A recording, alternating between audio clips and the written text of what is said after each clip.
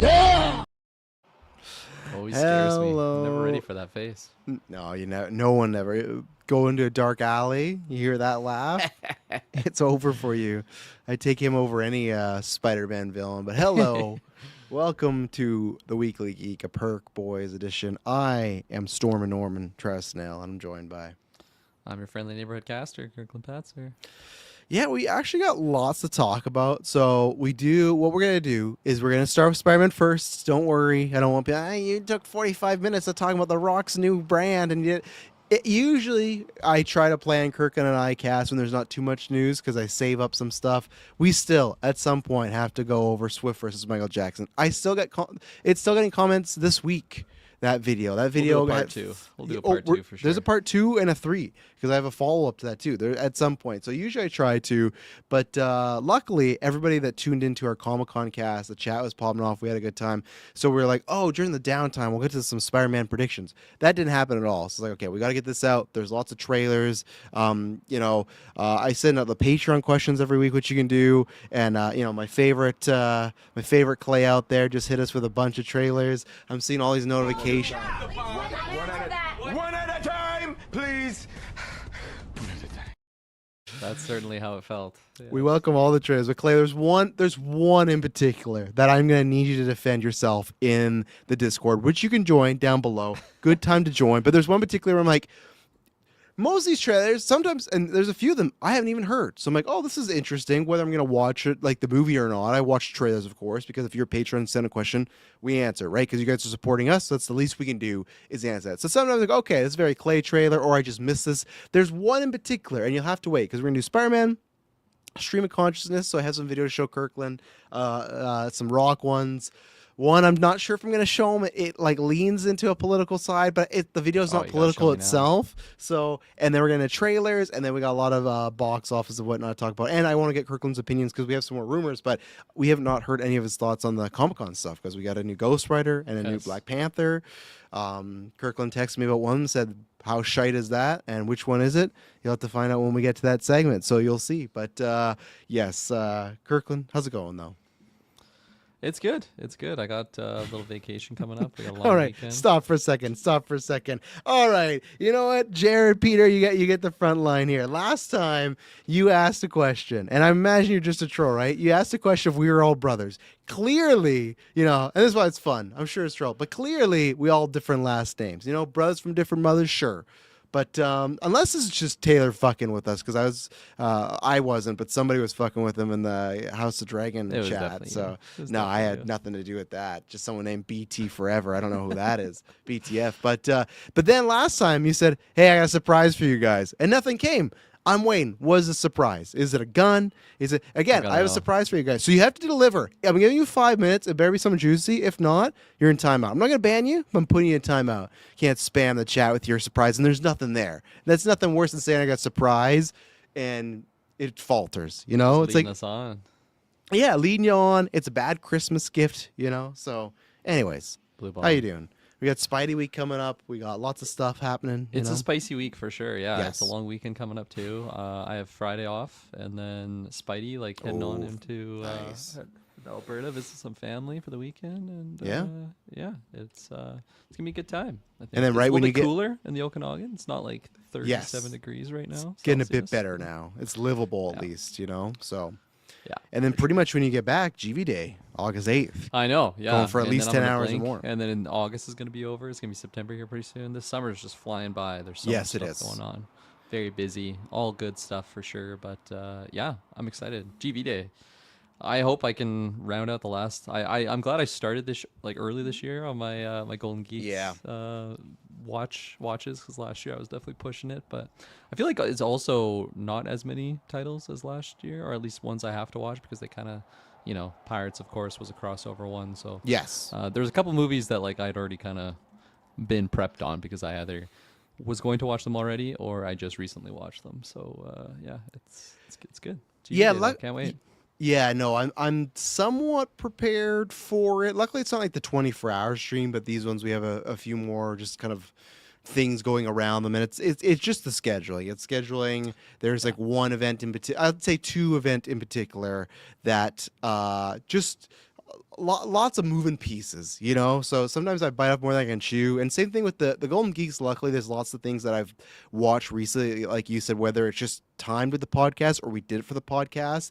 There's a few I do want to knock off, even though I don't know if they're really going to make a dent. I still would like to, but we do say that every year. We try to get through them all. This year was definitely the biggest list yet, too. People were putting in a lot of them, which again we appreciate. So I want to at some point, especially the ones I haven't seen or seen in a very long time, knock off. So my plan is to try and make a game plan for next week. I do have 3 days off, which I need it, man. My brain is just fried. There's just too much going on. Like when you talk about August, it's just like I've had the girls home for a month, and then already in a month they're back to school. That doesn't make sense, and it's just like, man, I'm just stressed to the gills. Luckily, as always, people don't worry about me. It's all like first world problems, so like people that are like having way bigger like life threatening stuff. Like my stresses are all little ones, so it's good, but it's just like a bunch of build. It's just like all the family stuff that going on. Babies are sick, so they're having a tough time sleeping at night. So that means I sleep less at night, which usually isn't too much of a problem. But now that I wake up at 5 a.m., it's a bit more of like a, hey, I really don't want you to wake up right now. You know, before 7, 8, oh, no problem. I can get them back to sleep, then go back to sleep. Now it's like, okay, and I've been going, but then I've been like trying to keep from the Monday to Friday 2 times a day, which is like great because I'm seeing lots of results. But man, like so much, I'm like, oh, why did I get into this? Because I was talking about when Taylor and I were working out. I'm like, oh, but there's some people that do 2 times a day, and you know they're fucked up. Like I couldn't do that. And then I tried out for a little bit, but now I'm like, I'm sticking with it. But it's like that's like another hour and a half in the day that's gone. So yeah, I got that going on. All the GV Day stuff. I'm like pretty much ready to go, but I just gotta like export a few things, and then it's just like there's a project we started in June or July that I got to finish. There's another project that we've been pushing off for just delays. We got to start going. We were supposed to shoot in summer, going to shoot in fall. There's just a bunch of stuff. I got to try and have the second film done by, the September or the springtime at least, but waiting for reshoots and then waiting to confirm some stuff. There's a couple of people out of town I got to shoot some stuff with. I still got to talk to Chris about some, which I've not talked about. Then today, Chris messaged me. I forgot to upload the fucking Marvel Alliance Patreon exclusive episode. So it's just like, I have way too many plates spinning. Chris, it's going to be up tomorrow. Don't worry. Or midnight tonight. But I just like, there's just so much going on. My mind is just fried right now, man. I'm just like, and it's a good thing and not a bad thing. I don't want to like, where's the wood? I don't like knock her. And then there's Taylor. Taylor has a necessity always messaging during cast. Travis told you happens if I do 2 a week. So let's say I do 4 to 5, or no, I do like 8 to 9 a month. 7 out of those he's messaging, and it's always something. Be like, oh, did you do this? Did you do this? And oh, where's my pay stub? It's like it's like calm down, relax, I'm gonna pay you all the same. Where's my advance? I want my money now. Yeah, where's my fucking money, Denny? So no, and it's a good thing. So like I said, knock on wood, we have to wait for a couple more days, but it looks like this month is at least gonna be in our top 5 ever, which is great. We've talked about it, like the glorious summer and the glorious year of 2022. We're starting to hit some of those stats again, which is great, but it also just means like there's that grind going on, right? And I always tell myself we got to grind now until December, because January and February, when people pull their ads, and it's like, okay, that's the time to like, cool out and focus more on other projects and whatnot. But right now it's just like I look at the calendar, we just went through July, and then if you pull up the GV calendar right now, you look at August, I'm like, oh fuck, man, there's so much stuff, which is great because it's going well. So that's the thing. It's just a grind, and usually I'm good with it, but I just feel like right now, because GV Day is about to happen, it's just like that grind is like the gears are like I'm slowing down. I'm like a machine that's getting rusty, and I can feel the rust building up. So luckily GV Day will happen, and that's like cool. Then we can not get through that, but I just feel like once we're there, it's like okay, we're here, everything's prepped, whatever's done's done, whatever's not done, that waits till another year, So yeah, I digress. Yeah. That's where I am. I like it. I don't think I have. You're above water. You're still floating. Your pool's still doing good. Yeah, the pool's great. Shocked. The pool's got no problems this year, but there's no given here that can really explain my mindset, so I just got to go with this one where I am right now.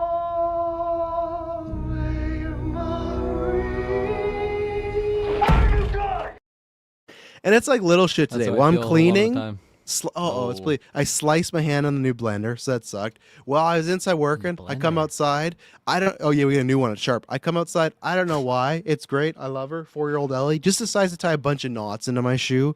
So then I go, okay, this is what I get to do right after work. So today it's just been a bunch of this week, I'd say, and then hopefully not next week. It's just been a bunch of little stuff. It's just notches in the belt, and I'm just, oh man, hopefully Spidey's gonna be good. Spidey better be fucking good. Yeah. You know, I better be able to sit back with a bag of corn and just enjoy myself, because I'm gonna be coming in hot on that review if it's not. If Spidey lets me down and I've been through all this shit, and again, all its first world problems, it's just like almost had that and stuff, like where it's like, I'd say like we say this to the girls where there's yellow light problems and red light problems, or even green light problems.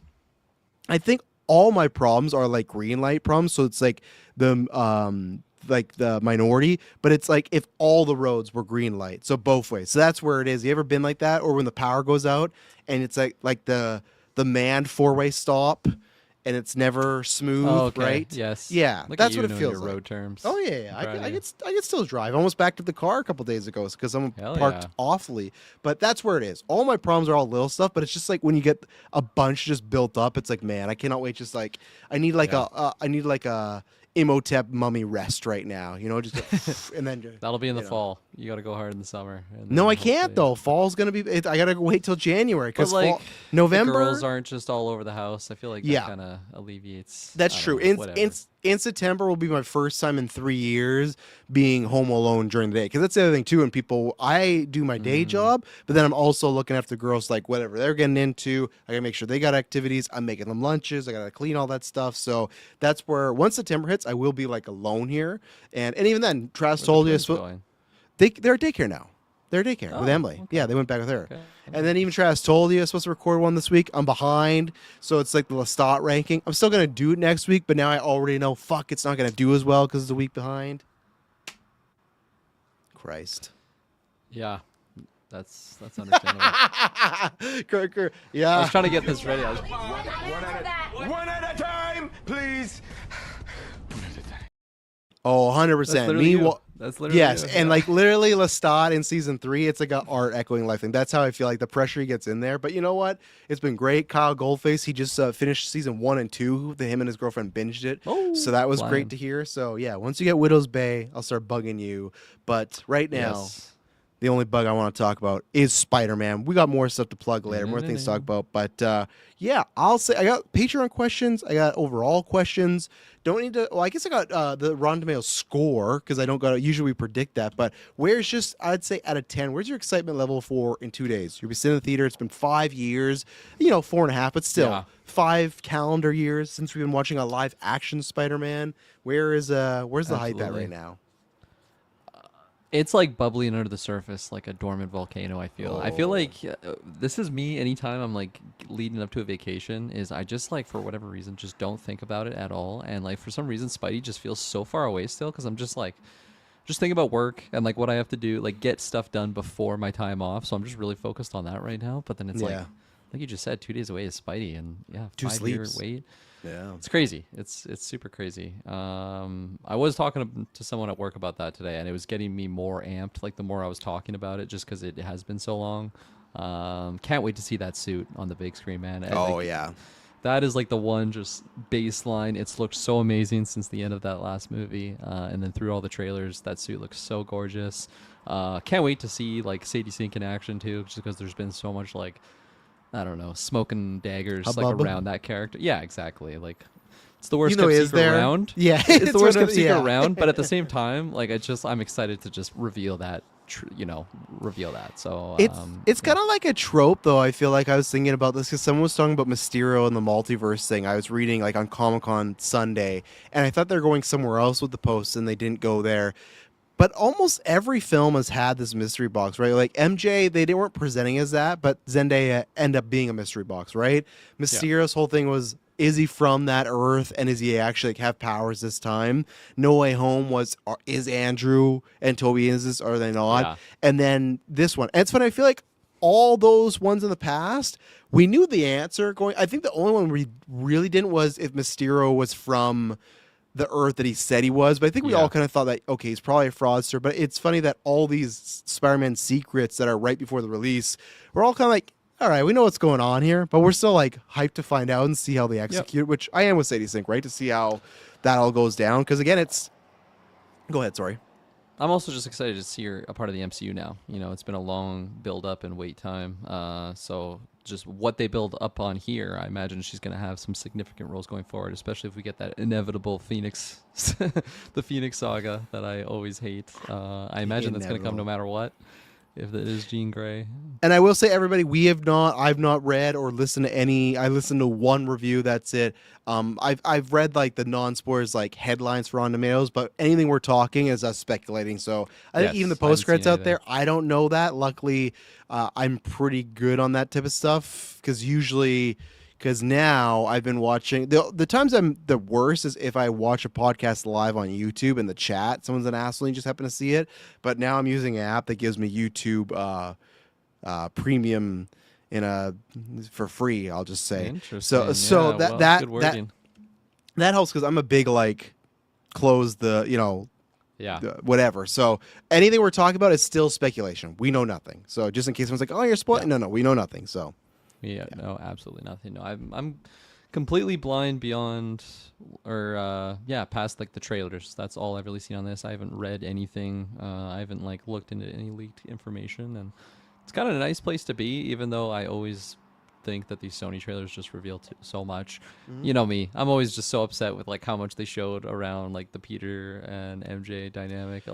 Even Ned, I'll throw that name in there. Now I totally understand why you have to have Zendaya all over these movies, because she just sells tickets, and that whole dynamic between Tom Holland and Zendaya mirroring the MJ and Peter, people just love that chemistry of those two. So I feel like they would go see this movie because of that.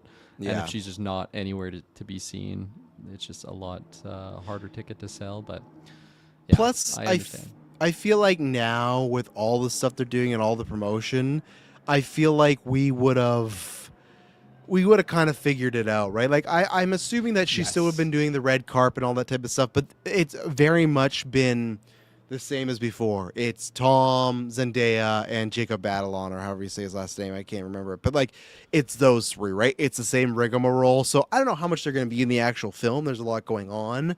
But I think we would have been they're in this a lot. So it's almost like the previews. I'm kind of happy they confirmed it, because then not that I would be mad in the movie, but a little disappointed, because I'm okay, they're not doing let's give Peter Parker a break. It's going to be probably first 10 minutes he's watching MJ and they're interacting, or he's almost interacting, right? So it's okay, this is going to be a big theme. And at least the one thing I can say that helps it doesn't help it from movie to movie, but at least it has been 5 years in real time, right? So it does feel like, okay, sure. Even if the next movie, it's, hey, MJ's back in the character's life, it has been a while. So it's not like you can't say the character hasn't felt it.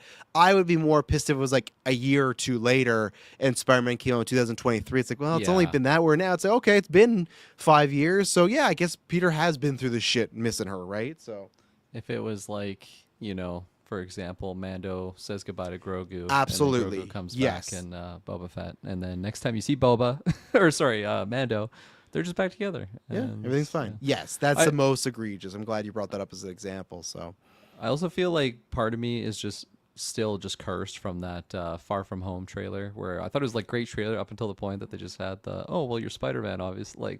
That I was so bitter about that, and I feel like I still kind of am. Did you ever see the third trailer they put up for this movie? For this one? Yeah. Maybe. All right, I'm going to bring it up right now. No, I'm joking. Okay. That I think actually, no, you did, because we saw Odyssey. That's the one where it was the best of trailer, where we're showing them in the trilogy growing up. Yeah. And there's a few new scenes. So you got to give them that credit where they're I turned to Hidalgo during that, and I'm like, imagine if you haven't seen any of these movies before and you're just getting them all fucking just spoiled. It's a big movie. Or someone's saying it's a huge movie. They're like, that's a lot of years to cover. Spider-Man the high school years, right? They're doing the Raimi. But I applaud them for that, because I think there was a new Hulk scene, a new this, but that was the right way to go for a final trailer. And also maybe they just felt once they saw the tracking, which we'll talk about, I think they're we're good. This movie's selling gangbusters. We don't need to say anything more. And I said that multiple times, right? And that's why I think even without the secrets, I think the trailers have been just fine. So that's where I don't know where my excitement is at. So it's interesting. Not that I care about this, because there's many movies. I've talked about this before. Hook, on Rotten Tomatoes, and one of all time's favorites, right? But funny enough, so it's at 90% certified fresh, so it's great for the critics. That is actually the lowest Tom Holland Spider-Man movie, which is kind of funny. It's been bouncing back. It started 93, went to 88, so that's been interesting. So I can't really gauge it from that, because I don't know, is it like something different, and that's why a few people are met on it. I think from what I've seen and what I think we all worried about, I think the biggest criticism this movie is going to have is maybe too much going on, which is like, it could be, right? Because if Sadie Sink is Jean Grey, to me that has to be like a sizable, even then it's sizable because Sadie Sink, she's building up. But if it's Jean Grey and an X-Men, that has to be a sizable portion of this movie, right? You can't just willy-nilly introduce your first MCU X-Men. It's just kind of there, right? You got her, you got Hulk, you got Punisher, you got the guy from Severance / Mission Impossible, the sub-scene, you got MJ Ned, you got Scorpion, you got the Hand, you got whatever else is going on. Got Scorpion. You barely got Scorpion. I think I think you're gonna fight him twice. I think. Okay. Yeah, I think hope so. I think he's gonna pop up. Yeah, so I think it's gonna be okay. So yeah, I think that's the only where I have is there too much going on, and is it gonna be one of those that the movie starts to sing, but then they have to serve too many masters? Like, well, we got to make sure we set up Punisher for his next arc, and we got to make sure we set up Sadie's. And not saying those are wrong things, but will they flow or not flow? Which I don't know. I think one of the best cases of them flowing is like a setup and it's still finishing. Not for the Avengers, but it's like Civil War, where so many resolutions happen, but it feels like T'Challa was set up nicely, and Peter was set up nicely, and where Black Widow was going as nicely, even though we got her film, what is it, 5 years later, and it's still prequel that. But I think that to me is the best example of moving something forward while bouncing about it stuff. So I think that's where I'm just looking for. I think I'm still definitely gonna enjoy it. I think for me, I'm thinking this is like, I'll be disappointed if it's not an 8 or higher. That's where my kind of bar is at. I know someone might be like, oh, that's kind of high. I don't relatively think so, because I have Spider-Man Homecoming and Far From Home in like the 7.5 range, and then No Way Home I have it at a 10. And this, so I think that's like right in the middle. And what I've seen from just what we talked about with some of these shots, these tribute to the comic books, Spider-Man, the suit, the way he's acting as far as seeing a bit more downtrodden, I think they can hit on something. So I think I got a good gauge where I'm expecting it to be a good Spider-Man movie, but not the best, and also not like a top 10 MCU. If it is, great. Who knows? Because like Fantastic Four, I don't know if it's in my top 10, but it's right there. Same as the Thunderbolts. So they've done it recently. So I don't discount them pulling it off. Yeah. So yeah, I think I'm right there with you on the 8 out of 10. I think it's a good number to kind of be at. I was thinking of going higher just because I really do love this the Home trilogy series that we've been on with Tom Holland and crew. This one is like kind of a wild card for me though, because it's like, because of the reset and kind of where Spider-Man is, I'm like a little bit worried that I won't necessarily love how that's kind of handled, but I don't know. There's just kind of a gloomy cloud over my head on what's giving me those thoughts. But overall, like I am still expecting to really enjoy the character dynamics. I kind of have low expectations with Frank. Like I'm am hoping, too. I'm worried about. Were you around when I was talking about? Oh, you weren't on Comic-Con. I'll just like. I don't think it's too big a spoiler, but I'm gonna say I think this helps you to prep it. It's just obviously Spider-Man and Frank have a scene with the Hulk, right? And it was in this TV spot, and this scene was going around. It was in the Marvel Discord, so you might even saw it. Actually, I think you laugh reacted, so I think you saw it. There's just an image of when Hulk pops up, and Frank's just like, whoa, whoa, and he looks like scared out of his life. Now, granted, I'm not sitting here saying that the Punisher should be able to take on the Hulk, nor should he not be surprised. But the way Bernthal sold it in that scene, I was like, I don't know, man. And I think this is really going to put it to the test, because I don't know if I speak here. I love John Bernthal. I don't want to see Frank Castle looking like this. That's for sure. I think you're seeing that in 2 days. I love John Bernthal. I don't agree with everything that the guy has ever said or done. You know, like don't take naps. Don't fuck with no, naps, no. man. That's fine. I really didn't like his kind of like trying to rehab the image of Shia LaBeouf. I really didn't like that that tour. And I get it's your friend, but like, I don't know, man. I think we all kind of call that and That's look what a he's up to choice. now. Yeah, it's a choice, right? But I think for me, I've always just maybe I'm wrong. I've just kind of like had a bit of a bullshit meter on the whole like, well, I'm only gonna do Frank if it like does the character justice, right? And like, it's a great thing to say.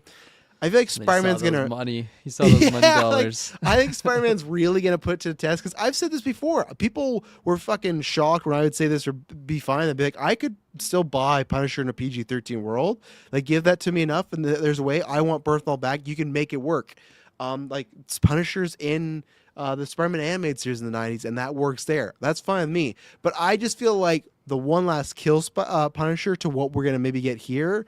I don't know. Like, I'm just interested. Like, how much is he gonna be maybe quipping? How, like, because I just feel like the few times we've seen him, he just seems like a bit more upbeat. I'm like, I feel like after one last kill, that's not where I left him, right? So I do agree somewhat where it's like, oh yeah, I didn't come back for Daredevil Born Again because the image wasn't there. It's like, okay, but at the same time, it's like Kurgan said, or was it just the bag wasn't there, or was it kind of there, and then things changed along the way, and then you're like, okay, I'm definitely locked in. I really don't know, right? I don't know the man. This is just going to be the test. I'm very curious to see people's reaction because I see so many people throw that up as oh, he's one of us. He wouldn't do it if they didn't do this, and we'll see what happens here. And I really don't want him to be misused because I was disappointed with one last kill. I guess the good thing is at least I hope the general audience likes him, and then that means we can get more of them in whether it's shows or movie. But I really. Those are two things to me. If Sadie Sink is Jean Grey, which I think she is, I think they have to nail that introduction. And I really want them to use Punisher right. As we've talked about before, I don't want just like even have you seen the scenes of them arguing? Like where are you for you do that? Like When he webs him, or a different one? No, it's a different one. So I don't think you've seen that, but it's them arguing. And I just like, I just need a scene where like, are they gonna ever talk about their differences of how they crime fight and everything like that? So like that will definitely be Probably not. full. And that's what to me is super disappointing. And that's where I could see myself going lower below an 8, where I go, there's too much here, and there's not. Like, it's great that Punisher's in this, but if we didn't use him correctly, was it worth it? Because now it's like, well, he's just kind of around. I don't know. Again, we'll see. I've had these worries before. We've been around the MCU. I remember when Guardians 2 was coming out. I didn't like any of those trailers. It's like, oh, I don't think I'm going to like this movie. I end up loving it. It's arguably my favorite of them. So you never know till you're sitting there in the theater. It's just little fears I have because, like, obviously, again, this saga has not been without its massive bumps, right? So, Yeah, I think Frank is probably like one of the highest things I'm kind of worried about in this movie, which is crazy to think about because it's just such a long time coming for specifically John Bernthal's Punisher. And Punisher and Spider-Man to share the screen Punisher together. and Spider-Man Live together. action. Like, that's it's nuts. Exactly. That is nuts. And I do like what you said there. Like, I hope it hits with the general audience and we just get more of him because just picturing that dynamic of like if John Bernthal sticks around with this Punisher character, and it is just a more PG-13 setting, but they do it right. They're not trying to do too much with it to make it just seem super campy. Having Punisher with like the future X-Men and like other characters like that's just kind of a fun idea. Yeah, exactly. Two like veterans. And then maybe if you don't get those, like seeing the differences between the two characters in this movie, maybe you get it further down the line and it's done better with someone like a Cap or even though you could do it with all of these types of heroes because it is just such a different type of hero. Frank Castle, the Punisher, of course, to what we're used to seeing.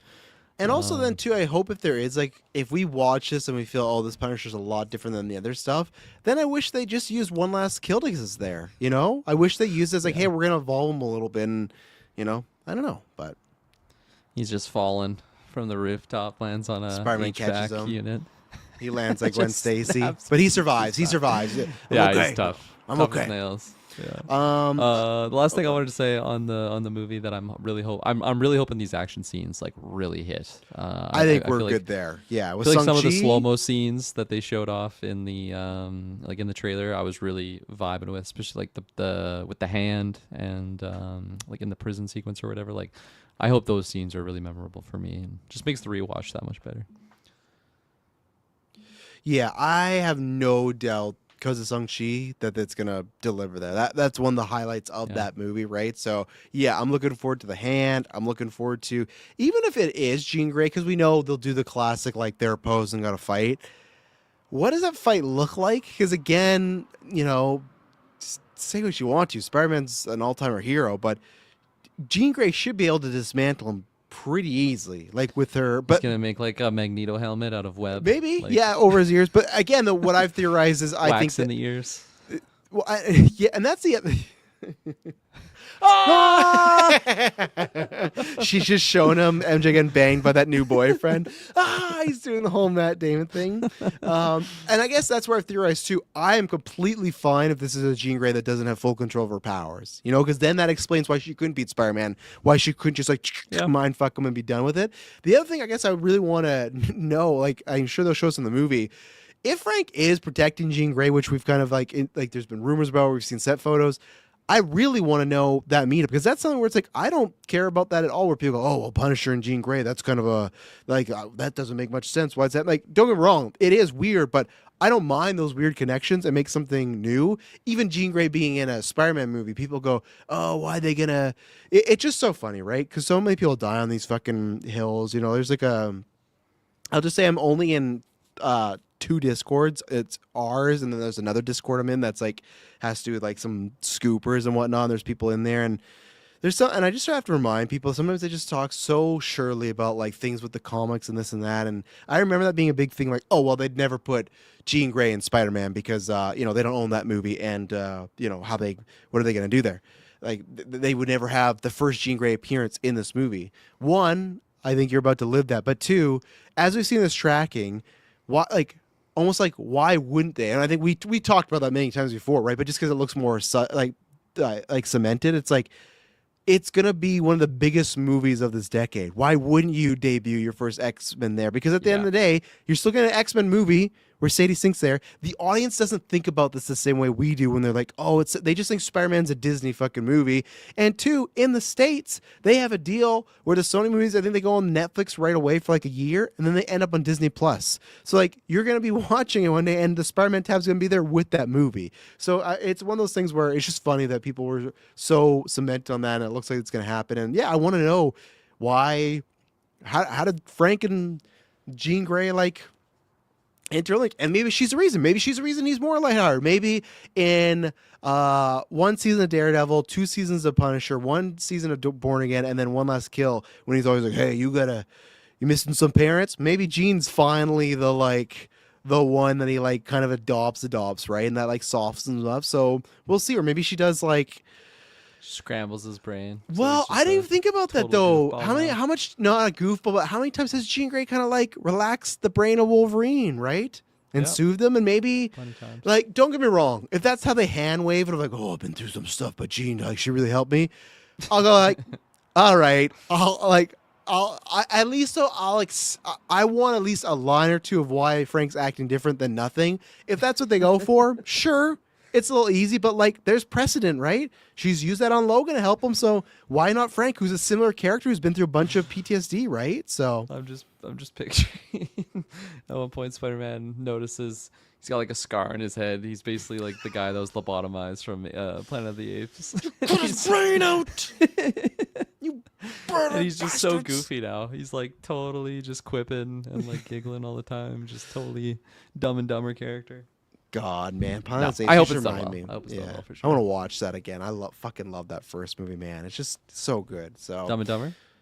No, or Planet of the Apes. Planet of the Apes. Not Dumb and Dumber is so good too, but Planet of the Apes is just, it's a great one. Oh, yeah. We refer to that on Comic-Con. I'm not sure. Do you listen to that at all or anything? No, I didn't. So I don't know if it goes too long, I won't bring it up, but David had a good catch while we were watching it. And all of a sudden the panel, David Johnston walks up, and I'll just bring it up. Winston Duke, who plays M'Baku, he's fucking massive right now. He's a big boy. GV big. So David brought up this clip. He's like, look when he hugs David Johnston.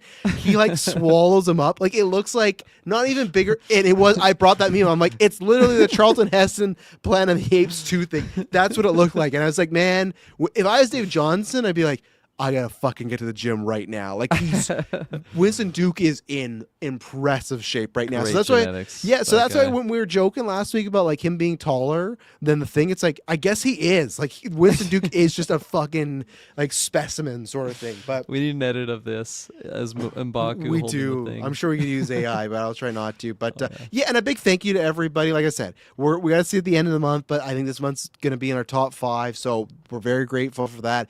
Odyssey's our second biggest review of the year, which knocked off. I forgot to update you, Kirkland. The Euphoria series finale was our second before Odyssey came in, but that climbed to number 2, which is It's a surprise crazy. to be sure, but a welcome one. We almost gave up on that series. That's crazy that Really happened. did. So thank you for that. But we got that, and then even and the Avengers Doomsday trailer within like a few days, top 10. That's our number 8 for the year. I think that's still climbing. So again, big thank you to everyone that's been listening, liking, spraying. That helps a lot because obviously we understand if times are very tough. If you can't support us on Patreon, get the ad-free content, exclusive content. If you just like the video, retweet it, tell a friend, whatever, it helps us out tremendously. So we really appreciate all the times, and looking forward to GV Day happening soon. But yeah, we got some questions here, and I got some more from you. Kind of like what you're saying, Kirkland. Superman Mike says, I'm most excited to see the creativity between Desolate and Crenn brings to the swing and the fights. Yeah, the swing already has looked like it's like trouncing the Homecoming trilogy, I'd say. Trouncing. What a word. That works, right? Trouncing? Yeah. Is that a word? Trouncing? Yeah. Search I'm not going to trouncing. Google it. I'm not Okay. going to Google it. That's I a believe word. John Watts dropped the wall on that aspect in the last 3 for me. Yeah, big time. I don't think Peter ever had that, and then look, it's like the Taylor thing. Clay sends me a message, massive paragraph. Clay, I'm going to get to it in a second, but and he takes it too, because I said, I got some.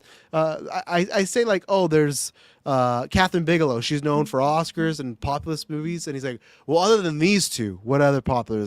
It's like those still count. They're still populist movies. They still count. You can't take those away from me, but that's fine. But yeah, I think those are gonna look great. Sunju says, will Spider-Man Brand New Day explain mutants in the 616? Let's take our first ad break, and then we'll discuss that right after. We'll be right back. And we're back. I really don't know. Because I don't know why or how Jean's here, right? Is Jean here because it's just the X-Men have started, the mutants have started, the mutant Jean started, and people are popping up? Is she from like a different universe as she's here? So I know it's a boring answer. I don't know. I'll just take the easy answer and say no. David, you fucking bastard. Him and Brent and Chris, they got the early screenings. They're seeing it tomorrow. So enjoy. Son of a bitch. Get out of here. But there you go. That's also my weekend. We got Spider-Man, and then this weekend, because you're gone, I got the Gimmick on Saturday, Gimmick on Sunday, and Game of Thrones on Sunday. It's just like Are you or caught wait, up on Game of Thrones? is it you gone or it's you gone? No, I'm not. I'm 2 behind, so I gotta get I won't going. say But Don't no, look at the memes. I don't think. Yeah, I'm excited to watch and listen to them at some point. So I had it muted.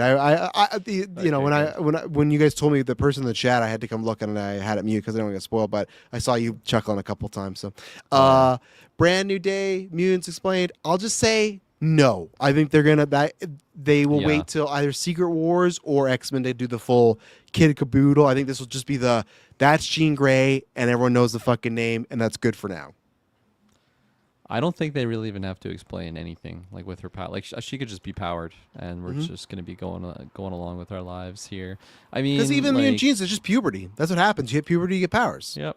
Yeah, and like we've already tackled a couple mutants already at this point in time, so yeah, I think it could still just be trickling until you get to that big movie where there's multiple, and then that's where they kind of want to unpack that onion. Yeah. Has he signed on for next Spider-Man movie? I don't know, but I imagine. So the way he's talking, the way this is tracking, yeah. Which not great for Shang-Chi 2, but that movie's not happening. Let's be honest. They're fucking announcing a Ghost Rider movie, and Shang-Chi 2 is still over there collecting dust. Like over there, Blade. Still over there, Blade. Yeah, it's still at least got a movie, right? Do you think the DODC will play a big role in the next? Yeah, because that's like the anti-mutant task force, Kirkland. So it's like, I would think so. Like, and I think that makes. I can't remember what their fucking the DODC stands for, but I think that's probably better than doing like the Friends of Humanity, because I feel like. Don't get me wrong. I would like them to. What? Nothing. Yeah, what? I would like them to. I've said I want X-Men to go hard on the politics, the real life stuff, the real life stuff. But I feel like Disney would be, oh, Friends of Humanity, like that's too close to like other things that are in real life right now, in my opinion. You know? Yeah. What if they call them the Incredible Crime Enforcement? ICE for short. Well, they didn't call him that. But Daredevil season, whatever that was Yeah. ICE, right? That was going on. Yeah, So absolutely. I think another question here, but I will ask you as we end this off. So right now there was a third party box office projector tracking, right? And they said that this is tracking anywhere from 700 to 800 million this weekend. So not domestic, but like the global thing. Sony came out today and said we're looking at 460 to 500. They're being very light because even No Way Home, I'll bring up the stats, that made 600 million. So it's within that ballpark. So one I'm going to ask you, I guess I'll ask you the two things here. I don't even need a specific number. One, will it beat, let's start with this. Do you think it's going to beat No Way Home opening weekend? No. Okay. What was? Hold on. Let me look some of these things. No Way Home was like 260, and right now this is tracking from 260 to 300, which is fucking crazy. Wow. Okay. That changes things. That's why I didn't tell you that before. I wanted the answer. It's hard to believe it would because there's so much hum and camoodle, whatever you want to call that, for Andrew. Hum and camoodle? What the fuck does that mean? I don't know what that saying means, but some hubbub. If you want to use that word. Yeah. Now I guess like the thing with No Way Home is like I understand why it had the legs it did because of that. So like once people kind of probably knew that those characters were in, like after the initial weekend, maybe that's where it really started to rise. Whereas this movie might be the opposite. Guess who's it in might be it? the opposite. It might be the opposite Yeah. though. It might be like a really high peak and then it doesn't have the legs because there isn't as many like crazy reveals. But is that what you're taking? If you're pizza been someone? I know, right? Like that's. I'm taking the that's legs. Interesting. I think people. Like what? It's gonna do better. Okay, Opening? here's the thing. So I think it's going to, no matter what, have good legs. I did not think that before. Yeah. With the tracking, I think I've just kind of gone, I guess it is. And we talked about that in the Marvel Discord because we were like, why? You know, because like you don't have the returning people. You don't even have anyone as like a big villain. And like all due respect to Sadie Sink, she's like even Tom Cruise is struggling to open movies, right? So it's like she's just starting out, like not just, but you know she's building to be a star, right? So she's not like a huge massive draw. So it's not her.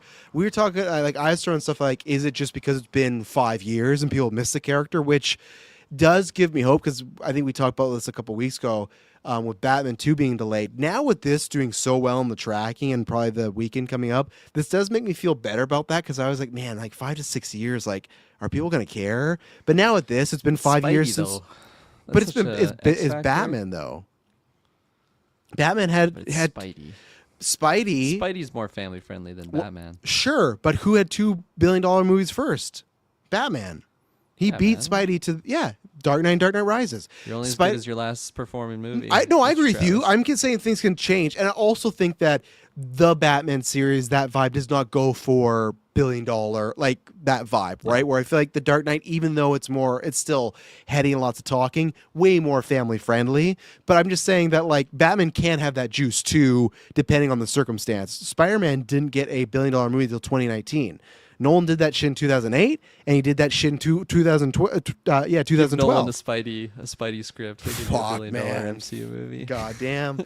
No, him and Disney would and clash. put Frank Castle in it too. Oh my, yeah. It's just fucking. Well, he's got his cast. He's got Zendaya, and he's got Zendaya. What's his name? Menelaus. Who would you actually? You know what?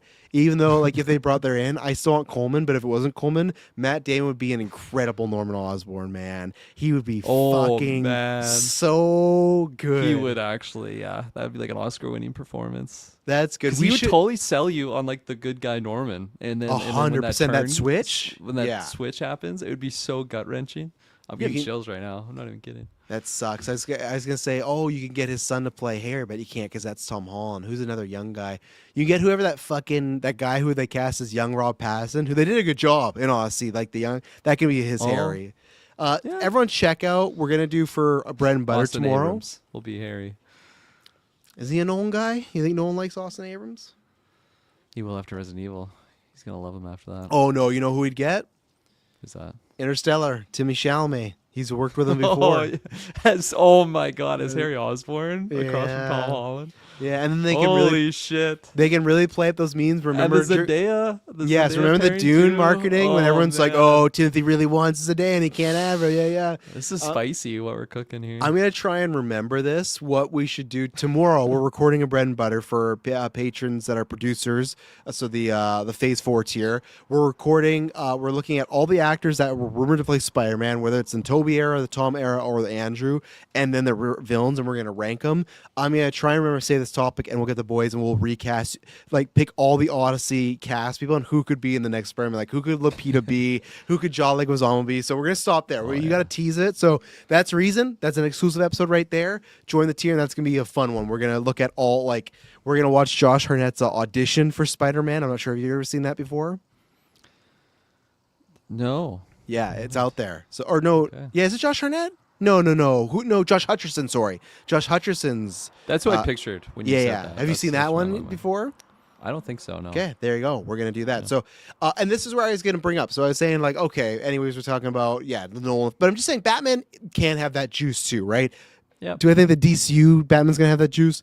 No, I do not. But I'm just saying it all depends at that time, because look at Spider-Man. It's still hitting 700 million, but in the Amazing era, you can have times, right? I think even though people can have their issues with Spider-Man, that Homecoming trilogy was overall good quality, I think, for the general audience, to great to love to even good. So that's where way better than Amazing.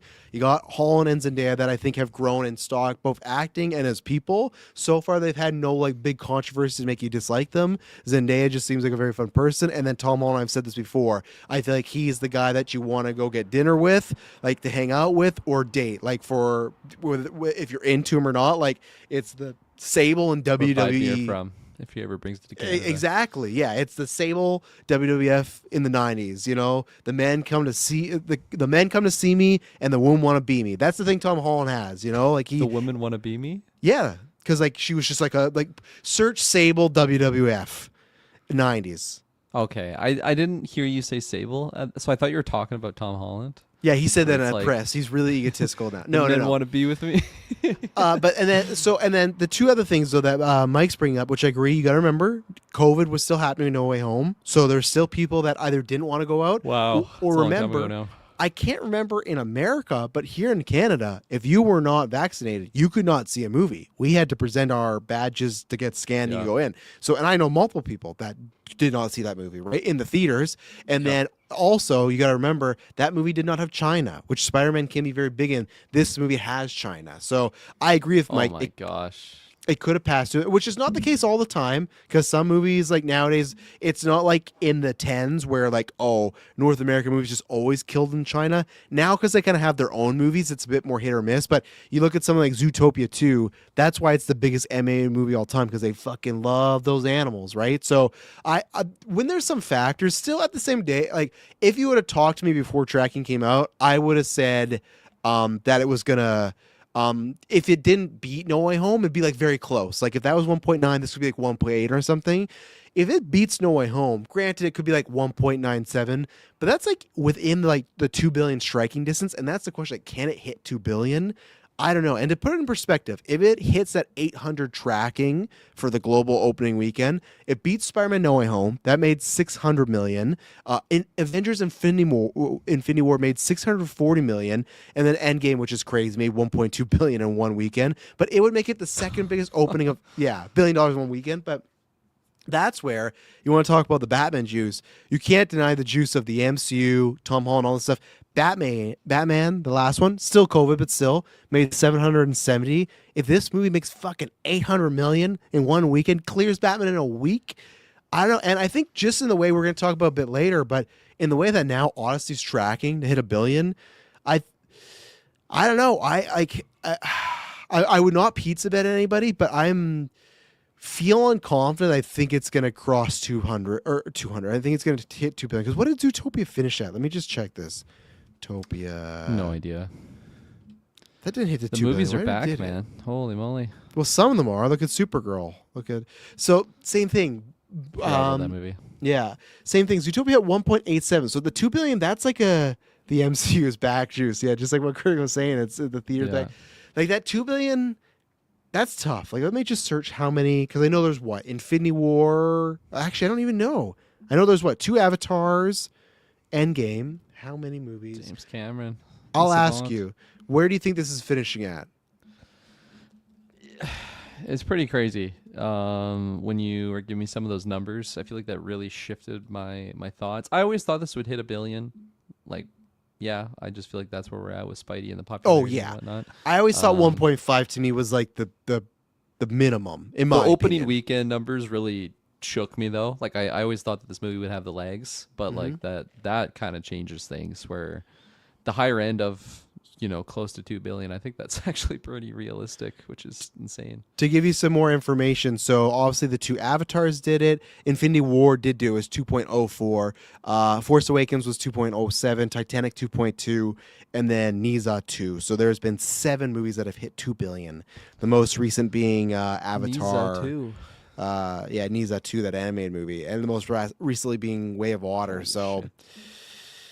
Yeah, the question is, can it beat Niza 2? Well, yeah, because that's 2.1. That's a tough one. So I think for now, my gut, I think I'm gonna say yes or within striking distance. That's why we're not pizza bet Good anybody. answer. Yeah, I'm not gonna That's a good pizza bet answer. anybody because it could be a little under. You never know, because Yeah. who knows? But I don't think the movie's gonna because I was gonna say, maybe people walk away. Oh, wasn't that good? I don't think it's gonna be so bad. Even if I have my grievances with it, I don't think it's gonna be so bad that people be like, oh, that new Spider-Man movie. No, I don't think. Yeah. don't Nobody go think see that. it. Nobody go Yeah. see it. If you haven't seen it already, don't go see it. No, I don't think it could. I don't think it's gonna be like some like Brave New World or something like that, right? So, so if you ask me, I'm gonna say yes. What's your final answer on 2 billion?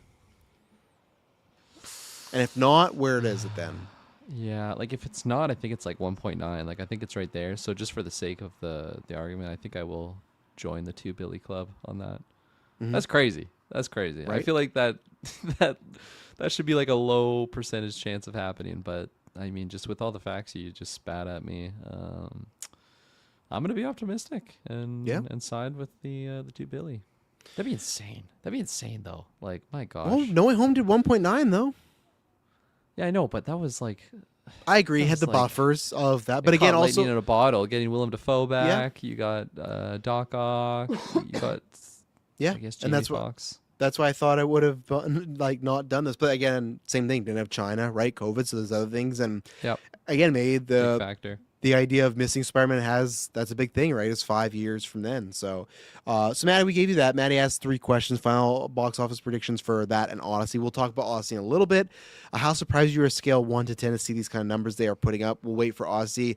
1 to 10. That's tough for a surprise.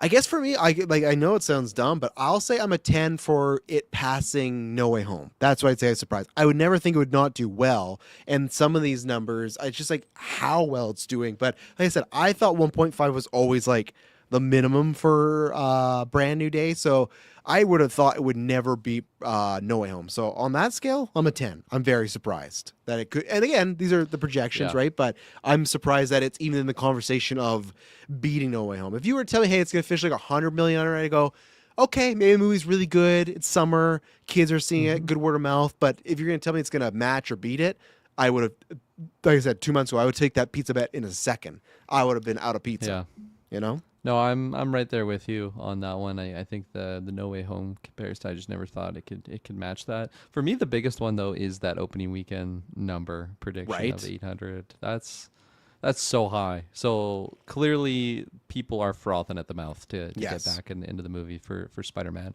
I don't know. I just with how it was left with No Way Home, with everyone kind of forgetting who he was, and just it seems like we're really shifting the era of the character. But maybe that's it too. Maybe like we talk about this all the maybe time. Maybe John's really like I've thought back to that twist. I go, you know what, this might be dumb. We'll see how it gets played out. But when you look at all the particulars and like, oh, well, they just sell photos of him, like it doesn't make sense. it doesn't really work. But the GA doesn't think that way. They just, oh wow, everyone forgot Spider-Man, true. and they moved on. So maybe for 5 years they've just been wondering what's that gonna be like, right? As like that plot line. So maybe people just dug that, you know? They dig it. They dig it. All right, let's take our. Oh, wait a second. No, sorry, Maddie has one more here. Oh, fucking A. I closed the tab. Hang on, I got it here. Come on here. Okay, what percentage would you give? What percentage would you give for the chance one of them tops Doomsday if the Avengers review / word of mouth disappoints? So he was talking about both Spidey and Odyssey. I don't think Odyssey, because I think Odyssey, if it's tracking to hit $1 billion, which is really good, because it's 700 this weekend coming up. That's his third weekend. I still think it's going to finish at like a 1.1, 1.2. I know I'm bullish on this more than a lot of people. I think for me, I'm the same thing where I think Avengers is hitting 1.5. To me, both the first one did 1.5, and then the other one did like 1.39, so 1.4. That's what I'm kind of in the ballpark. I'm not saying these will be as good as those, but I think the hype, same thing of missing the Avengers movies. You got Evans, you got Downey, you got Hemsworth, you got other surprises that will happen. I think that's just kind of the buffer. Like, I don't think Age of Ultron for the general audience, like, how many people are saying that's their favorite Marvel movie? Probably not many, right? But it was just the idea of all the Avengers are back together. I want to see them. That still made $1.4 billion. This is like the Avengers, the X-Men, like a bunch. So I think it's 1.5. So I still think Doomsday beats Odyssey. These Spidey numbers definitely make me question, because I would have said, I don't know about Doomsday being the 2 billion, right? But at the same time, we could be back here in November and September and the tracking's just as high. But that's the difference for me. That wouldn't surprise me, because I still think they name Avengers and all those stars. Again, you talk about the No Way Home buffers. Avengers Doomsday is like nothing but buffers, you know, like the whole X-Men being back, like that's 20 years worth of buffers, right? So I think if it disappoints, then definitely Spidey will beat it. I think I've always said this, I think if it can be like a 7 out of 10 and have those surprises, it could climb to that 2 billion, because what, Infinity War did it. It's in the Christmas. But yeah, Spidey, and again, we got to see the legs, right? Maybe Spidey's very front loaded in the first 2 weeks. I don't think so. I think it's just going to keep running game in August. But yeah, I won't know until we get those full Spider-Man numbers. But yeah, where are you, Kirkland? Do you think Odyssey got a chance to beat it? Spider-Man got a chance to beat it if the Avengers is kind of like a meh, you know? No, I think Odyssey would be the lowest out of all of those. Yeah. You know, still in the billion club, which is amazing, but just not quite the same. The Avengers, like before we talked about those numbers for Brand New Day, I feel like I would have had Avengers like just stomping it, like without a doubt. But like in my head, I have it at like the high end of close to 2 billion, just kind of how I was saying Spider-Man was. So I think they're going to be pretty close. Like across the board, like opening weekend, I think it'll be really close. Like again, before we talk numbers, I would have said, yeah, Doomsday just stomps it for the opening weekend. Spidey has the legs. I still think Avengers will have legs as well, but that opening weekend will be pretty crazy. Yeah, because remember, different situation, but Endgame still made $1 billion in 1 weekend, right? Very different situation build up, but again, the same way that we're sitting here being like, man, Spider-Man's really big. We could be doing the same thing in November of like, fuck, 100%. Like you look at these projections, you know, 1.2. Because I think we talk about this all the time. yeah, 2 billion opening weekend. But like we talk about this all the time where we have this, and the general audience might just be like, I'm just really fucking stoked to see Avengers back, you know, and like. That's it. They don't care about the build-up. They don't care about Danny being a villain. They don't care about, oh, I don't know Doctor Doom and he didn't have the same, you know, scenes as Thanos. They might just be like, man, I want to see all these people I like, and here we go, you know? Totally. Yeah. So, remind me, like, is this shouldn't really lead into Doomsday? I think you'll get a post-credit that, like, has, like, a minor connection, but I don't think the movie itself is going to have much. They've not said that, but... I'm not really expecting Spidey to be anywhere near Doomsday. Like I imagine they'll just not save this that one for Secret Wars. Yeah, exactly. I think there's another Spidey that's gonna be in Doomsday, but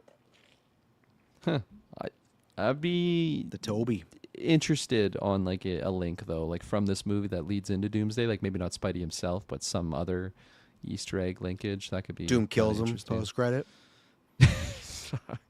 Everyone's just like, don't see the new Spider-Man movie. Yeah. You thought you were getting a Phoenix Saga? Not in my MCU. Could you imagine that? She's like, yeah, I just I saw what Krasinski did in Multiverse of Madness, and I want to do the same thing. Right? Come on, play a character and they kill me off, and that's it.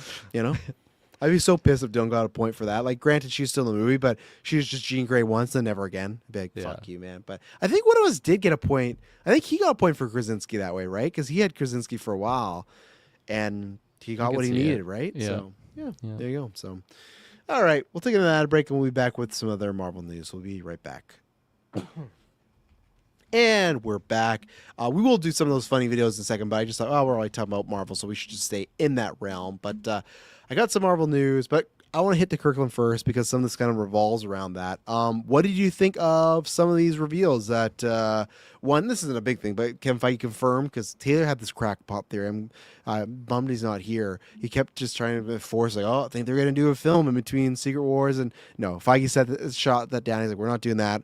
But the big ones, Ryan Gosling, Ghost Rider, solo film with Sean Levy directing, coming out 2028, and then they got T'Challa Jr. cast, and I do have a follow-up question for you there, but with the great David Johnston, who, obviously, if you're a Geek First listener, you know that Kirkland's much like us, that we're pretty high on the guy. But yeah, what do you think of these? These were the biggest announcements that came this Sunday, and then I have some facts or some rumors about them. So pretty crazy. I think it was you that kept banging the drum on the hot goss as Ghost Rider, and I like that idea, but it just never really felt that solid. Were you gonna say something? Well, like I was banging that I think it could happen. I wasn't banging like I wanted to happen. Like I think but you said like it's gonna be your Ghost Rider. I remember you hearing. I remember hearing you say that. You're pretty. But I did almost drop him. I was gonna say, I'm not sure if you realize this, but I got the first point already of the superhero draft. Well, yeah, 2 days obviously. into it. So that was, I saw it and then I felt a little sad just knowing that you got that point right away. But at the same time, I almost dropped a little bit. And it's fun. I think it's really fun. It's a cool era for where Gosling is right now, kind of his career. Fall Guy, a little bit disappointed. I still liked him in that a lot. And then, of course, Project Hail Mary just this year, arguably like one of the best movies of the year. So, like I think he's so hot right now. Obviously, Star Wars next year, 2027, right? Yeah, May. Starfighter. Which I don't care what anyone says. It's fucking crazy to me that they don't have a fucking teaser in front of Spider-Man. They're idiots. I don't give a shit if they're like, oh, well, we're going to have it... DOA. Yeah, we're going to have it ready for D23. Yeah, good. Show it to all the fucking Disney like nerds down there. Like, what? Like, get this shit in front of Spider-Man. Like, right now, Dave Filoni should be like, just even some 30 seconds. Just get it on the thing. And I get it. It will be there for Avengers. Have one of those quick little teasers. Yeah. You love Mando in the theaters. Well, and maybe that's it. Maybe they just want the stench of Mandalorian off, but like, don't like stomp on. Be like, hey, that was that. Like, I get it. Be like, oh, I'll be in front of Doomsday. I know, but we're talking about there's a chance Spider-Man could be bigger than Doomsday. Big error on Disney and Lucasfilm part, in my opinion. So, and I could be wrong. Maybe something changes the next 2 days, but I don't think that's happening. So, completely agree. So yeah, like he's just really, I don't know, popping lately, and big fan of his work, and I think it's not a pairing like I would have just thrown out there together, like when his name was spoke around the character of Ghost Rider, it's like, okay, that'd be an interesting pairing, but like still pretty neutral on it. Beyond that, I'm very excited to see how it goes, because of course it's very different than previous iterations that I myself have seen. Most of those iterations being from the video games, which is just like a straight up just spirit of vengeance. Like there's not really any emotion or like depth to the character. And the Nicolas Cage's movies, which are just kind of like memes at this point. I haven't seen them in a while, but that's how I remember them at least. So I'm very intrigued on this new one. And would it be like the same? I can't remember what his name is. In the they haven't confirmed because it scared a lot of people. I don't think this is the case. Johnny Blaze. Johnny Blaze. Yeah. So someone asked Feige that because after Comic-Con they did the rounds, right? I'm not sure if you saw the clip. He's like, "Oh, I'm gonna let Ryan reveal that today. We're just announcing he's Ghost Rider," and he had a great pitch, and we were going with it. Spanish accent, like fucking whatever the guy's name is. No, not Robbie Reyes.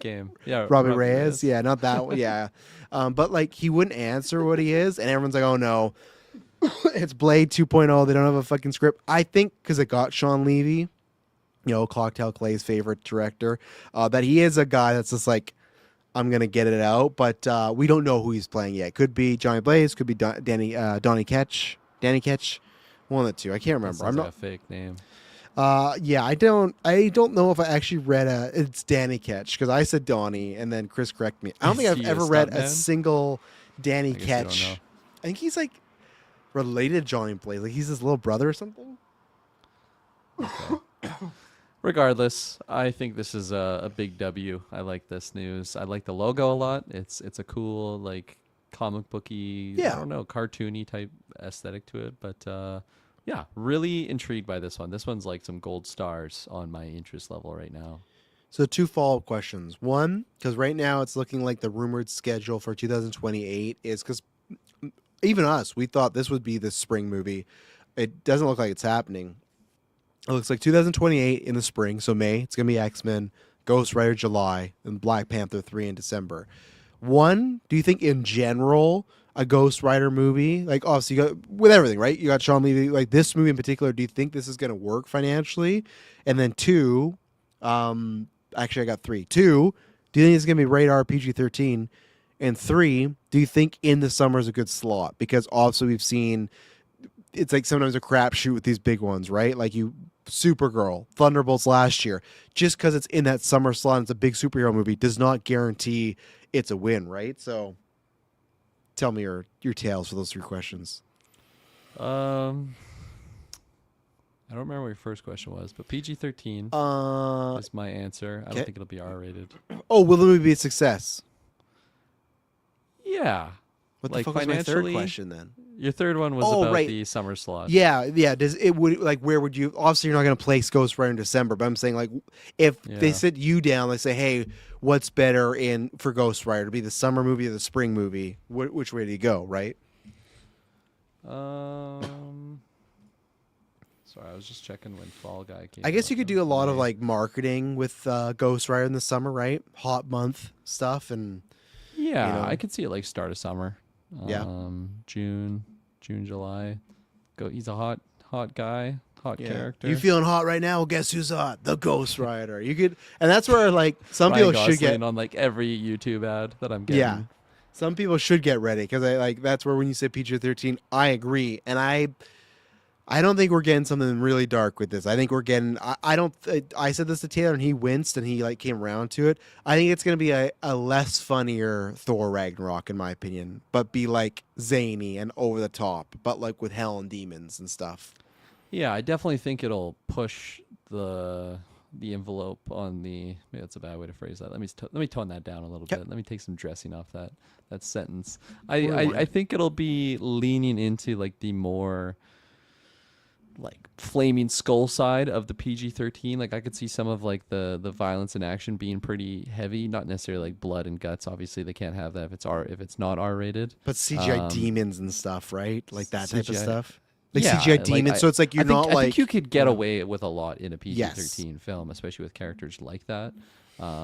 You could have them, totally doing stuff like that. But for I just the fact that it's Gosling in this, I just imagine it'll have a lot of humor and comedy elements involved with it, which I'm not really like against. Was that just on fire? Like that. Like I'm not really against by any means, right? Like I liked it at the time with the Nick Cage ones, even though I haven't seen those movies in forever, and I'm totally fine with that. I'm against it, but I think I'm also just trying to like set my expectations. Like, Of course, at the end of the day, I would love like a Logan style Ghost Rider movie. Yeah, no, my by expectations Sean have been Levy set. and Ryan Gosling, but like in the MCU, you're not getting that. At least for like the first appearance of the character. Well, I just hope because like Werewolf by Night, we got that special presentation, but I would love to like be a little more serious there. But I feel like also another good vibe, not the same way crazy wise, but I was thinking Multiverse of Madness, that type of stuff where it's like it's a wild ride and lots of crazy stuff's going on, So, and then final one. Do you think it's going to be a success? Do you think it's going to work out for them? Not asking for a number, but I'm just saying whatever they consider success. You think it will be? Yes. Okay. Yes, at this point in time, super early. I know we're not talking box office. Yeah. I don't think it'll hit $1 billion. That'd be crazy. Just initially. Now, of course, we're really far away from that. Yeah. Yeah. I think it'll be a success, though. I think people will like the movie. I think, again, really safe early prediction here. I think like minimum a 7, even 7.5. I could see for an early appearance. I think it'll do like gangbusters over Supergirl. I thought you meant like you were saying score, right? Yeah. Okay, I thought you meant like millions. I'm like, you think this is making 700 million? I'm like, I don't. It could I'll happen. pizza bet you It right. could happen. Yeah. It could. I would Like, never take a pizza bet this far out. Yeah, You don't even yeah. know who the fucking guy's playing, apparently. Kevin Feige doesn't even know who he's playing. Somebody. He's the Ghost Rider. Pizza bet. Yeah. Pizza bet right now. Yeah. It's only You call 2 me a years liar? away. You call me a liar? Where's that fucking video? It's in there. Oh, it's the screenshot. No. You always Go to the beat me videos. with that. Go to the You got videos. It's both there. I got versions. both. I think both are worthy because all those face reactions good, just like that look. But then the call me a liar. Yeah, Oh, man. if anyone wants to take that pizza bet, I have this. I turned it down. You were gone when I put it back in, and it was fucking. Or were you here Oh, for yeah. the when I had it? I can't remember. I think I've seen it used once before. No, actually, you weren't. No, because me and Hans were telling us for the Concast, and it was louder than the Doom one. And I was like, I got to bring this down, and I had to re-edit and everything. But if anyone wants to take that pizza bet that Ghost Rider will make 700 million, we're 2 years out. I will take that bet every day. I know I sound like a dickhead saying this, but it's like I really can't make my full-on prediction until I see Starfighter because that's going to be a real test. Star Wars is in the shitter. Star Wars is literally worse than it's ever been as far as like the reception and how people care about it, right? So if the Goss can bring this to a hit, and I'm not saying a billion, but just make it a hit, the good movie, that's not all up to him, but if it can be profitable and people are excited about Star Wars again and it's financially success, and that's like he does have the juice. I'm sorry, longtime listeners. I've said this many times. I'm going to keep saying it until Starfire gets out. So buckle up. Barbie happens. Biggest movie of his career. Oscar nomination. I Am Ken. He's charting the billboards.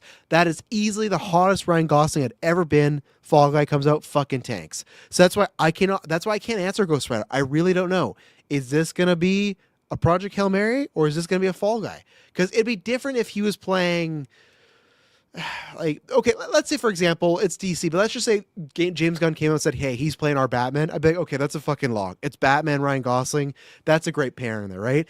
One of these things is not like the other. Ryan Gosling, higher in the tier. Ghost Rider, not so much. You know, like, even then, like, what did that, like, Nick Cage Ghost Rider make back there? I know that's, like, so far back there, but, like, just for example, because I know the second one, that, like, flopped or didn't do well. So, like, that made... it made 229 million, that first one, and then the second one made 132 million. Oh. That's what I mean. Like, this is what has to do heavy lifting is the quality of the movie, which I know everyone's like just fucking loves taking Sean Levy out back and beating him up, man. They like how much shit he's gone this week, which I get, right? I understand he's very much a director for hire, but I think there's two scenarios. I think there's a Ghost Rider movie with Sean Levy directing, or there's no Ghost Rider movie. I really think that's it, because that's what fucked the Blade movie is. No, like, directors kept getting on board and it didn't work out. I think the fact they've worked together, Sean Levy's made $1 billion movie for them. So as of right now, if you ask me, hey, well, go get the fuck out of here, bug. If you ask me, will Ghost Rider be a success? Right now, I'll give you a timid yes. It's like a 51-49%. But I will say this, if we get to Starfighter and that eats it, then it flips. I'm like a 60-70 no. I don't think it's going to work, and I really don't know. And I'm going to ask you this about David Johnston. And Chad, I see your questions. We're going to get to them in a second, so don't worry. I got a rumor about David Johnston, Black Panther. Get your thoughts. Do you think the reason they announced this at this point, do you think Ryan Gosling's Ghost Rider will be in Doomsday or Secret Wars? Yes. Okay.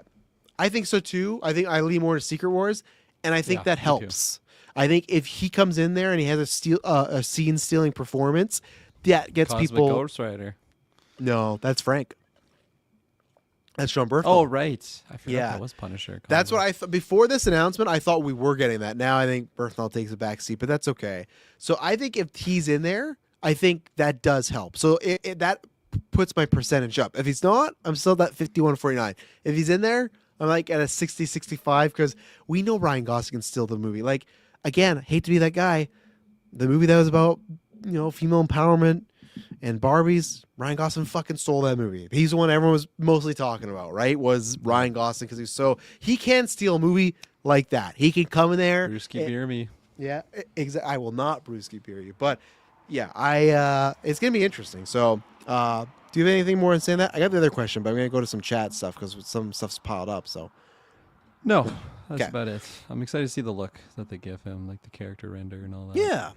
DWS kind of going back, do you think mediocre word of mouth could affect Spidey's box office, or is 1.5 guaranteed? I think 1.5 is guaranteed. It would have to be like Amazing Yeah. Spider-Man 2 level. And even then, I'd say it's like $1 billion. But I think 1.5 at least is guaranteed.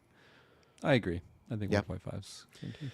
Mike says, hopefully Starfighter is good in the exact same trio doing Ghost Rider. Yeah, and both money-wise and because, obviously Who's the Gosling's third? the writer, same writer. Oh, okay.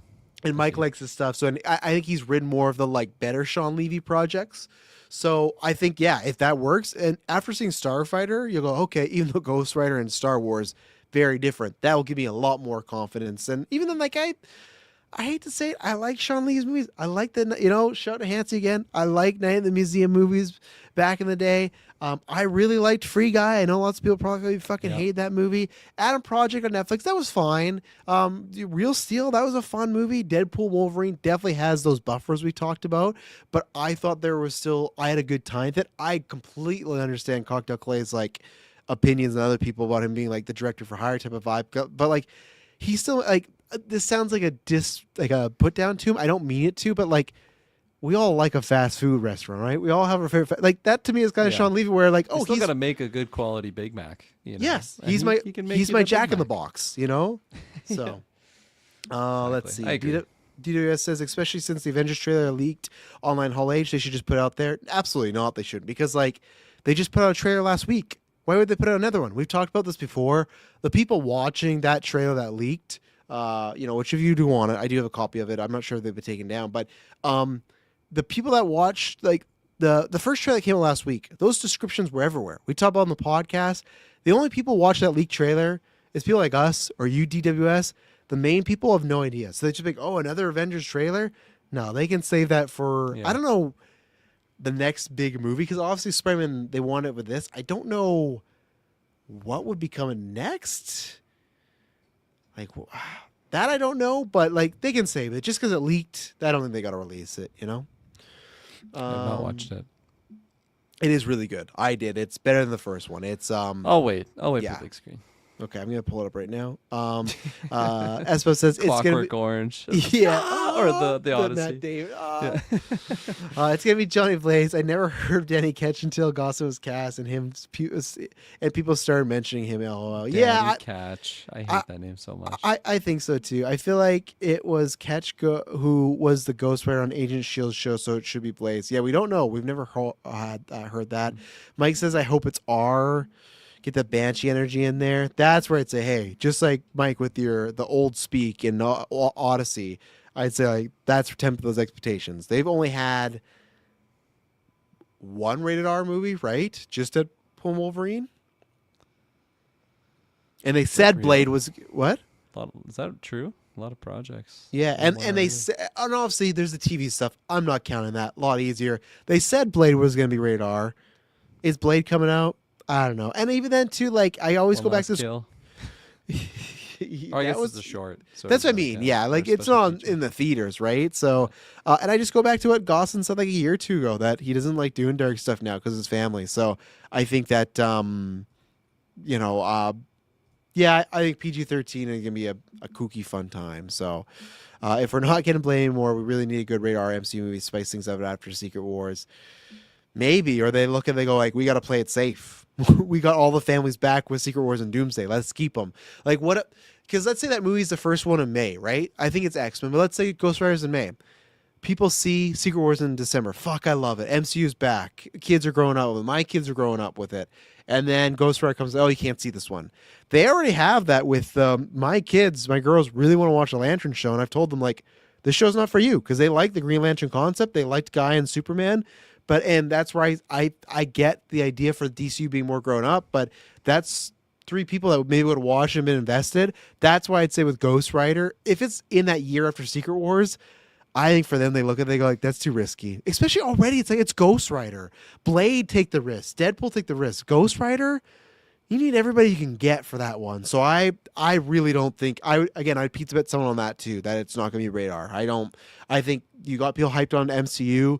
you cut them off from the knees by saying, "Hey, your kids can't see this new venture with Ryan Gosling," who's like a very like Barbie, like even Project Hail Mary. We're gonna watch it with the kids because like it's like more adult, but like it's still like a family adventure, like Spielbergian type of movie, right? Like it's not like a hopeful movie. It's yeah, not super dour. like yeah. and even Starfighter. I think that's gonna be it. So like Gosling's etching that thing out for him. So I really don't think like I think you expect like kids be like, oh, Ghost Rider's so fucking cool and crazy, not like Terminator, in my opinion. You know, I think there's like a certain cool factor to Ghost Rider that they'll really be able to tap with like Halloween and 100%.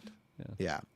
David Johnson, Black Panther, T'Challa Jr., aka Prince T'Challa. Yeah. How are you feeling about this? How you feel about this? And also the scoop that was going around today that he's going to be in Secret Wars again, maybe similar to why he was cast because they're going to start filming that rumored to be in August. But yeah, how you feel about him being in Secret Wars, and how do you feel about David Johnson? I mean, yeah, I love David Johnson. I think the first appearance was Alien Romulus. Yeah, because he was just that guy back then. They're like, oh, the guy who played Andy, that guy's fucking good. Yeah, you know, in that review, we're probably like, get this guy in things, and here we Absolutely, are. yeah. But that felt like that was like, I don't think that was like on us.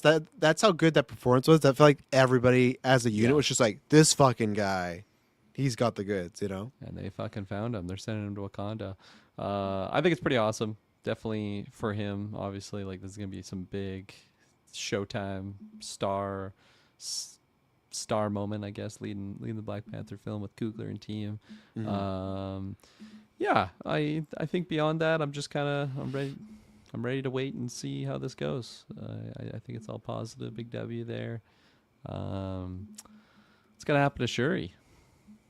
She just getting killed off by Doom for 10 minutes of that movie. Can you imagine? That's the Spider-Man post credit. No resurrections this time. I've never been resurrected. I don't know. Chris probably did talk about like there has been times where there's two Black Panthers at the same time. I do feel like that's the route you should try to go because it just unless she wants out, man, does it just especially when they introduced him. And okay, I got the clip. You can also see the girth. Think I saw the clip. You can see the girth of Winston Duke, but the way Ryan Coogler said like playing Black Panther, and I did have a moment where it's just like, yeah, but like Shuri is like she's still Black Panther, so it's not like she didn't give up the mantle of Black Panther, just Queen. But yeah, listen to this. Hang on. I want you guys to give a warm welcome to our new Black Panther, Mr. David Johnson. Yeah, like, but again, that could be plural, right? That could be not the only Black Panther, but this is like a vertical. But yeah, already you could see Winston Duke there. Okay, good. They zoom in a bit. Oh my God, David Johnson is half his size. Yeah, look at him, and then look at Duke. He's massive, and then look at the song. It is. It is. Wrapped his arm around him twice. Oh yeah, he could put him in his pocket. That's crazy. Like, and look at the size of that hand. Look at his arm. Look at Winston Duke's like left arm. Oh my God. He's massive, man. He's a big boy. He is huge. But yeah, it literally is a Charlton Heston Planet Apes King too. of Like Wakanda right Taylor. there. Yeah, King of Wakanda. So okay, yeah. I'll put that on the note. He's also fantastic in British rom-com called Rye Lane. Perfect. I want to see more of the stuff he's done. So, but yeah, I like personally, I really hope that it is more of a tandem thing. I think there's a lot of sauce and juice that you can get from just that dynamic of Shuri, you know, the sister of the fallen Black Panther, and then like the son of Black Panther, T'Challa Jr. Like I think there's just a lot of great moments you can have on the screen there. You could be striking some emotional chords for sure, but even just like having two Black Panthers is kind of a fun idea too, and I think their movesets can be very different, that it wouldn't just feel like copy and paste same character. So personally, I do hope that it is more of a tandem thing. Yeah, and just beyond that, I'm excited to Secret Wars. That was the other part. Secret Wars, yeah. As the intro to David as Black Panther. You like that? Yeah, I think so. I think the Something first question mark. introduction of the other T'Challa in Civil War, that was amazing. That was really exciting and cool. Now, of course, like that was like the first time I had even heard of this character. So that was kind of a big moment. But yeah, still, I think it's cool. I'm excited to see again that suit. I'm hoping it's not just T'Challa's suit. Like I hope it is amped up a little bit, and I believe Give him that the they would fucking change it. cape, bro. Give him the cape. Oh man, That's that what I want. you got to give him the cape.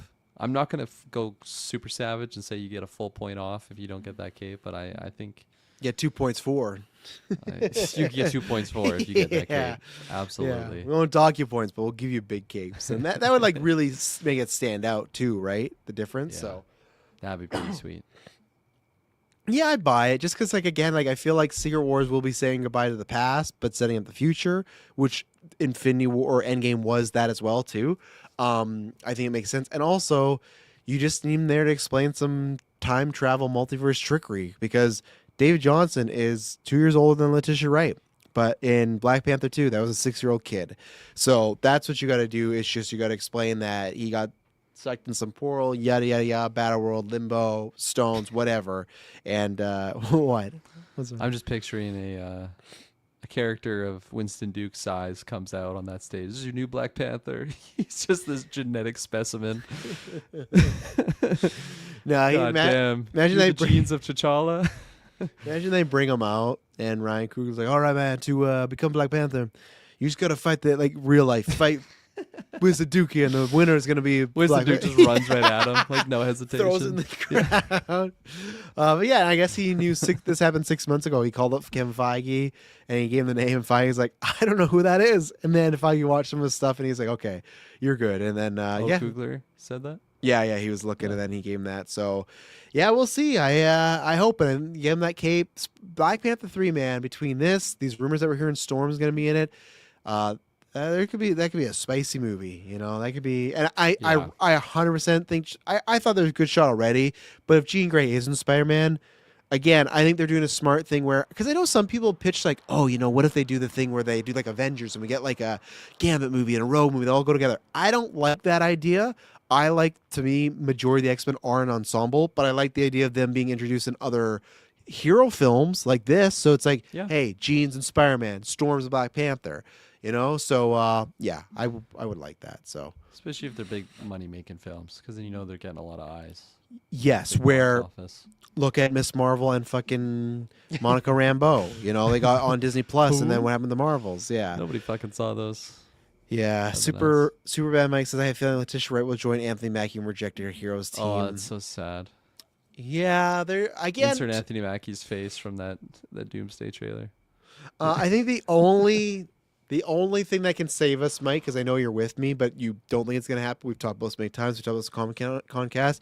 It all depends what Avengers 7 is. If Avengers 7 goes back to being an ensemble 7 to 8 people, then I think Mackie and Shuri could be saved. And like, oh, we'll buff the team up there and put them there. So it's like T'Challa Jr. is in the Black Panther movies in Wakanda, and then Shuri's over here on the team. So you got two Panthers. That kind of makes sense, right? One's in Wakanda, one's in America, or worldwide, right? But if Avengers keeps being it's 50 people and we've got an actor, Ian McKellen's back again, then it is like, we're fucked. So I'm hoping, because I think there's a place for Shuri and Falcon, for Sam, if it is like that. Because like, if there's a place for them, if there's a place for Hawkeye and Incredible Hulk with a movie bomb, there's a place for Shuri and Sam Wilson. But if it is the huge, everybody's here, not as much, right? So yeah. Kirkland, I'm going to ask you to throw out some plugs and thank the patron producers, because I get my charging cord because I am at 17%, so it's going to die if I don't. So, shout what we're doing, shout them out, stuff like that. Absolutely. That's what we're going to do. Shouts out to our Patreon, which is the single greatest place to support us. You get everything early, ad-free, exclusive episodes. Travis already shouted it out, but tomorrow we're recording a Patreon exclusive episode. And if you are at all interested on that, you have to join the Patreon to hear that. And there's plethora of retrospectives. We're going through the Pirates of the Caribbean retros right now. What else? We got, of course, our Patreon producers to shout out. We got Aaron Braden, April of Darkness, Jack Grant, Superbad Mike, Good God Loves Me 69, a.k.a. Norman Reedus Fetus, Hidalgo, Lenny Kravitz, Cocktail Clay, John with no H, Sam Green, John M., and Matthew Fletcher. They are at our highest tier where you can send in a movie. It could be any type of movie, and we will do a retro on it. I believe every single one of those Patreon producers has given us a movie, and we've done an episode on it. And if you want to join them, go check out the Patreon. We got GV Day coming up August 8th, as we've already mentioned. Just a plethora of stuff going on that lightsaber day. Battles, badminton, I'm excited for dodgeball. Lightsaber battles could get pretty violent, but I'm also excited for badminton more than anything. I feel like I haven't played that in a long time. Yeah, that's going to be Or interesting. maybe I have. Maybe I've been training like crazy. Like Winston Duke, looking like Winston Duke. Shane and I have been lightsaber field. battling too every single night, just going crazy. We got the 2006 versions of the Golden Geeks, which is our version of the Oscars. We got Geek Versus, which I guess I got to put that out and get some characters there. We got the Strikers Invitational, a Strikers tournament to decide who's going to get a skip or an extra skip come this fall in the Gauntlet tournament, which is a big deal again because the skips those are very crucial. So anyone with 2, that gives them a lot of power. We got guests. We got the Big Dukaroo.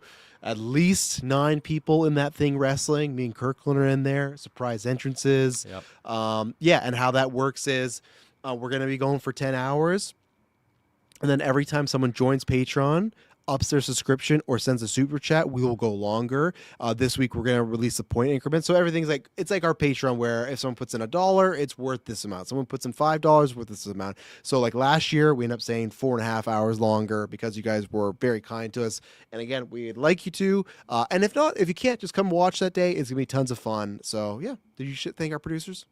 I certainly did. Perfect. So shout out to another producer, which Superman Mike asks, where's here? With the exciting news that Jonathan Trooper is writing Ghost Rider, plus the Beef writers doing X-Men, do you guys have any other TV writers you'd love to see do an MCU project, and which project?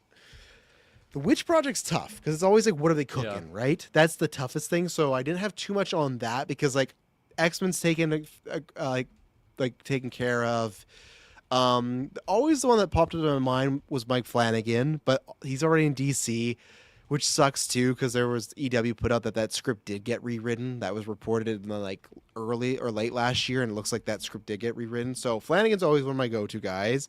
Honestly, right now, I'm huge on Vampire Lestat and Interview Vampire, right? So I don't know if it'd be Roland Jones or those writers, but because Lestat, I'm not saying Sam Reed is too old to play Gambit, but he is a French aristocrat, and I just feel like, aristocrat. Fuck, aristocrat. The brain is fried. He's a French aristocrat, and if Sam Reed was 10 years younger, he would. There's Lestat stuff where it's like, this is fucking Gambit. I would here I go against what I said.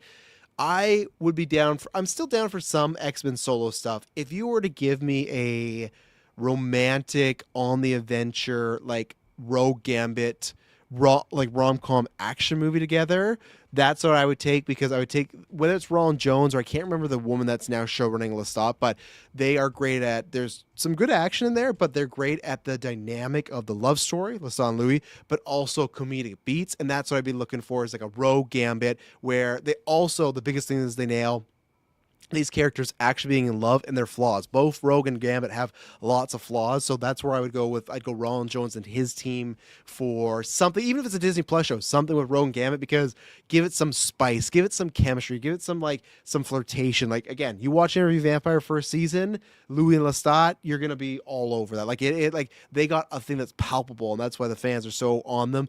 And then my other one is I haven't figured out. I'm just going with the ones I love right now. I haven't figured out where I'd put the Widow's Bay team, but somewhere there. And I'm not just saying these because like they're my favorite shows of the year. Widow's Bay has a very good job of balancing the horror, but then it's a very comedic show, and the MCU is also very comedic. It's like Beef, right? Beef is a very serious show with serious topics, but then it's very funny, right? There's a reason why they did Thunderbolts and why they're doing X-Men. So with the Beef writers, I really don't know where I could put them. And the Widow's Bay. And you know what I'm going to do? Kirkland, I'm going to say they're going to pony up.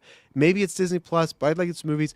I'm going to say we get another shot. Whatever the fuck they're doing with Moon Knight, give it to the Widow's Bay team. Let's see what they can do. Get Matthew Reeves as an actor in there, but that's my pitch, is something Moon Knight related with the Widow's Bay team, because Moon Knight, like, to me, Widow's Bay is like a better version of what Moon Knight was trying to be. They're nothing alike as far as superhero stuff, but just like nailing that drama, horror, and comedy. Because when I send you how he started up the memes on the show was the clown clip, right?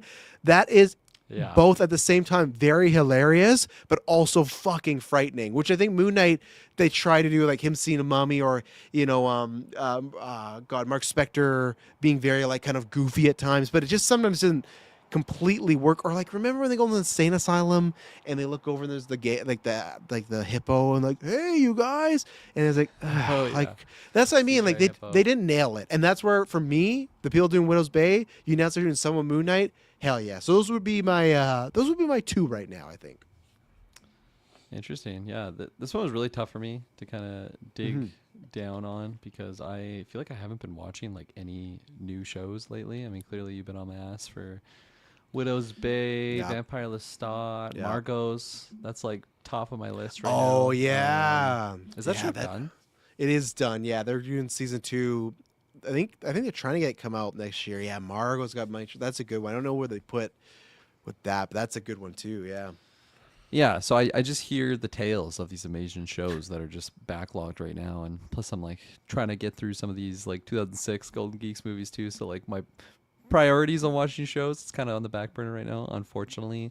I was trying to like dig for just some of like my favorite animated shows lately, and like some of those writers because I obviously love animated content, and I think there's just a lack of that in. Obviously, we have the What If series, but like, okay, Disney Plus shows they've said right that they're kind of pulling back a little bit on the MCU. Yeah, they definitely shows. I think there's gonna be less of them, and I add think some they're gonna animated be less stuff connected. in there. Then, like you know, like I think there is well, still. we're rocking right now. We got X-Men and Spidey right now. That's actually a good point. I am very. They're starting to watching rock. X-Men '97, so I completely am out of that. I don't qualify to complain about the lack of animated content. Then I guess with the MCU. But maybe that's a pitch you need. You're like, hey, X-Men's working, Spider-Man's working. I got another one. Oh, Kirkland, Vox Machina writers. Where do you put them? See, Mike, that's where I was going. Actually, was the Rage of the Vox Machina, just because I haven't caught up actually on the Scar project. If it's animated, honestly, I would trust them with it. I think they could do an amazing tale with Scar. Tale of Revenge. I don't know anything about Scar, so I'm totally pulling whatever there. But yeah, the first 2 seasons of Vox Machina have some of just like the craziest moments and arcs, and they do such a good job at like giving attention and care to all of the roster. Like I think every character has like a really solid arc that they go through, and so it's not rushed. Ensemble then? Yeah, totally an ensemble cast. What is the vibe of that show? Is it like very funny or very? It's dramatic? really funny and dark at the same time. Like it's definitely R-rated. It's like Invincible level of like gore and like people get totally fucked up. But like, there's a Bard character that's just a horn dog, and he's always just fucking everything, and like it's all over the place. So now the project I'm pitching, because I keep pitching at Avengers 97 show, because they keep popping up at 97 as like a minor spoiler, like some Avengers characters, but not I think that would be well, like I was gonna mention like the Harley Quinn show and just how like crude that humor is, but it's also just so funny. But like I feel like someone that's the Deadpool? DC universe more. Yeah, see that would actually be a really good one. Remember Donald Glover's working on a Deadpool animated show before Fox got bought, so I feel like I did not know that. Maybe I just forgot because it came so long ago. But I also wonder if Ryan Reynolds would let them do that, even though he doesn't own them. They would just be like, "Nah, I'm not letting you touch Deadpool without me." You know? Yeah. Like the other ensemble cast that I feel like they're all kind of taken. Like they're all kind of doing stuff right now, unless I'm just totally missing. It's not like Fantastic Four are obviously covered. What else do we got? The X-Men are obviously doing their own thing. I mean, like, is there like an X-Force thing? I guess you could do. Well, with that's Deadpool, what I was saying. like Deadpool, that maybe Alpha Flight, the Canadian X-Men. Do something. Oh, that would be them. really fun. Actually, you know? Yeah. Because like, especially if you have those like the team of like a Vox Machina, like you could be totally invested in their adventure and their story and like really be interested in those characters. But they are just such a freak show cast that I think there'd be some good humor in there. Honestly, I think you won me over on there. The Alpha Flight, get the Canadian representative on a Disney Plus show. That could be really fun. You could even have Deadpool crossover in there too. Oh yeah, the Canadian pairing. Hell yeah. Yeah. There you go. Mike says, put them on the new Guardians movie, maybe, or Champions. Yeah, probably not Champions. Like, let's do the PG version, right? But yeah, Guardians. What's the Champions? That's Young Avengers. Like, just okay. like sometimes what they're called. But stupid name. Yeah, but you know, what's worse, that or Young Avengers? Yeah, they're both bad. Yeah, yeah, Guardians. Like Little Leagues. That's what that reminds me Yes. of. You know, you got the majors and then you got the Little Leaguers. The Young Avengers.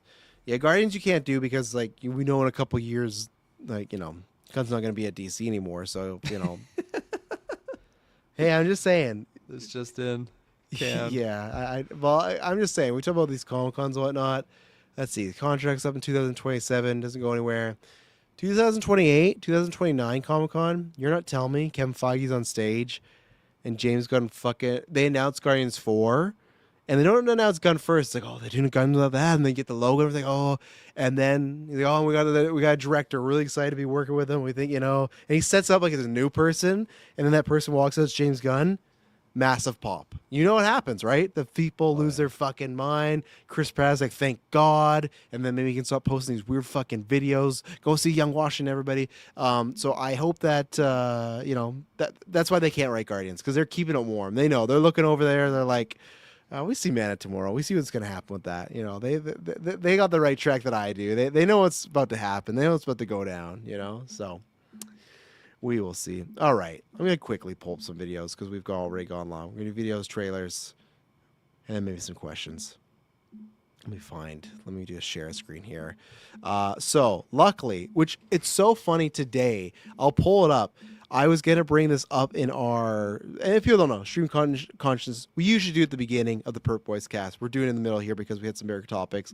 The Rock is a big staple here. Up until today, and I messaged you, The Rock had not tweeted at all since July 7th. Since we've done this cast, and we did a big deep dive on Moana, obviously Moana, not doing too hot. That's not, it just passed 220. I thought it even came out. Yeah, just past 220, but this was the first thing he posted today. This is not the fun video I was sent by S-Bubs, and we always watch these. So Jumanji? I think so. The trailer came out today, which we're going to talk about. Did you watch the trailer? Yep. Okay, good. These Rock videos, sometimes they're great, sometimes they could suck. We don't know. We like to watch them blind. So that's why if you're like, well, why'd you watch this? There's nothing funny. That's why, because we don't want to be spoiled. But this is his first post since July 7th. So it's just him making fun of Kevin Hart, I think. But he really likes this, like, the green screen, like him, like something behind him, Yeah. This is going for a while. While we film Jumanji. Okay, yeah, this is what we want. We're into The Rock talking. All right. Before I address my dickhead son and all the stupid shit that we had to watch him do on set every day while we film Jumanji. What's up, world? What's up, fam? We get to see another part of his backyard. We haven't seen that before. But he's here again. He's hiding the Papatua 100%. That's that he's next. about to walk into. Yeah. Got big news for you. Very exciting news. Today is the day. We are launching our official Jumanji trailer tonight. 6 p.m. West Coast time. Set your reminders, set your alerts, your notifications. You don't want to miss that. 6 p.m. Like, and does he not know these friends? Can't I know miss it. Can't miss it. It's online. It's on YouTube. Like, other than S-Bubs, who unabashedly loves this franchise, these are fucking families and kids that aren't like, oh my God, they're just going to see when it comes at Christmas. But Live around the world, we're dropping our Jumanji trailer. But before that, at 5:50 West Coast time, we will be going live here on IG, myself, our entire cast, the amazing Karen Gillan, the insanely I'll have to find that talented after. Okay, Jack. he's just talking about people. With everything the rest of us had Sandwich. sandwich, and his knees get excited, they start shaking. Okay, we're gonna have this video. He's doing he's doing his bits here, but I think that gimmick's a little overdone to this point. of him and Kevin Hart, Yeah, they just hate each other. so they got to do for like 15 years. I swear. They got to do it one more time though. Jumanji 3, right? So this was the video that S-Bub shared us, and I didn't even check this. There's multiple videos on his Instagram that we have not checked because I thought they would just be posting the same, but no, he has different videos on his Insta. So I'm gonna refresh this because it started, but 70-30 ratio. yeah, Zoa. yeah. Is he mixing his Zoa in?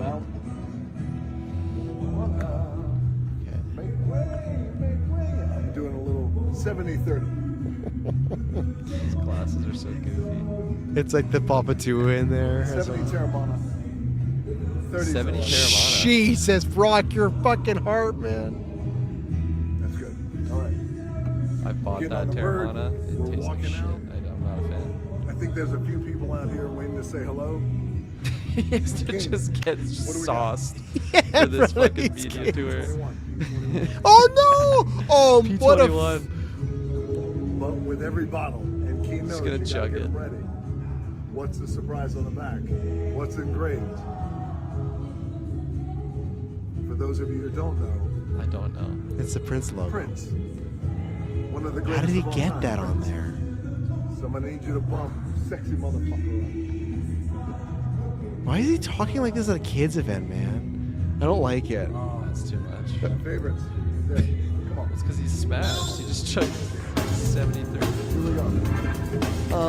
Oh, I guess there's music on top of that. So, one, like you mentioned, he's going out there, or maybe this is post the event. That woman looks terrified. He smells like absolute shit. He just sprayed himself with P21. Comes out. Here we go. At least we actually saw, because what is that was called Papa 2, or what was, is it Papa 2 the? Papa Is Tui this- is the men's care. It's still a spray, right? It's still that, and the names are like the Yeah. 1 and 21. Yeah, P21. yeah. So this is the first time we've seen him use it, though. Actually, which is kind of crazy, That's a good right? point, actually. Because remember, we're always This is saying he the doesn't Prince do that. version, though. I don't think the Prince logo is on his other bottles. He was trying No. to sell us.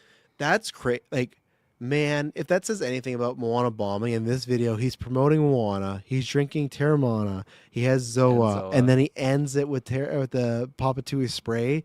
This fucking guy, man, he needs Jumanji really to With the work. out Prince for him. collab. Don't Yeah. forget, too. It's But a I- special.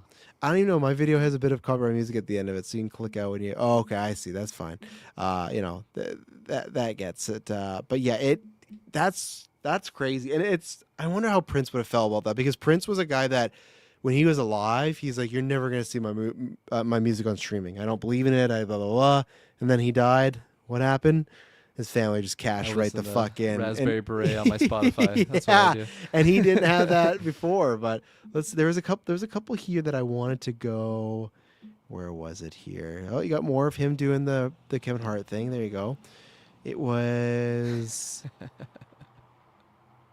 Oh, this was the one. There's a Papa 2 one. Here's 3 things that I will never skip this summer. Start with the Papa Tui Hydrating Facial Cleanser. The Papa Tui Hydrating Facial Cleanser has completely transformed my skincare routine. Most guys skip this step, but you should always be wearing sunscreen. I'm so glad Papa Tui came out just in time for summer. We're always outside. This feels great. I know. We gotta get on one of these. We gotta buy and just pretend we love it, man. Stroking our cocks with our Papa Tui. That's true. This is the anti-aging armor. Like, this ad is. Can I hit skill shots? You can. Is it Papa Tui? This ad is like not even The Rock. It's like everyone else doing the work for him. My go-to has been Papa Tui because they have a He's great like, I don't facial fucking cleanser. wear that It's shit. effective and keeps it simple. These 2 are the perfect combo to clean your face, moisturize, and protect. Also, I don't love men just putting their hands in with just a bunch of white stuff over it constantly. Look at this. Look at that load. Papa Yeah. Tui, the #1 men's care line out there. Still not the number one men's Did you skincare hear brand. what he said? Here's 3 things that I will The #1 men's skincare out there. Where? Oh, he's changing his definition, I guess. I don't know. What's this? What's going on? The rocks? We're not. Sam. Oh, here we go. I think between this got song a from pump. Chris Stapleton and what I just discovered, He's in I'm Iron here Paradise. training, get my workout in. Yeah, we believe you. We believe Come you. I'm out, gonna show you. and my daughter Jazzy had just drew this. Oh, okay. I'm not gonna shit on him too much. It's Dreams ain't just for dreamers, like Chris just said, but check this out. This was a surprise. And I heard her scream, "I love you," and then she ran off. his kids aren't home at all. This is just his team, like that drew this for him. You know, very talented. How cool is this? Yep. What I love about this is a quote: "If you can dream it, you can do it." She got her own little signature, JJ.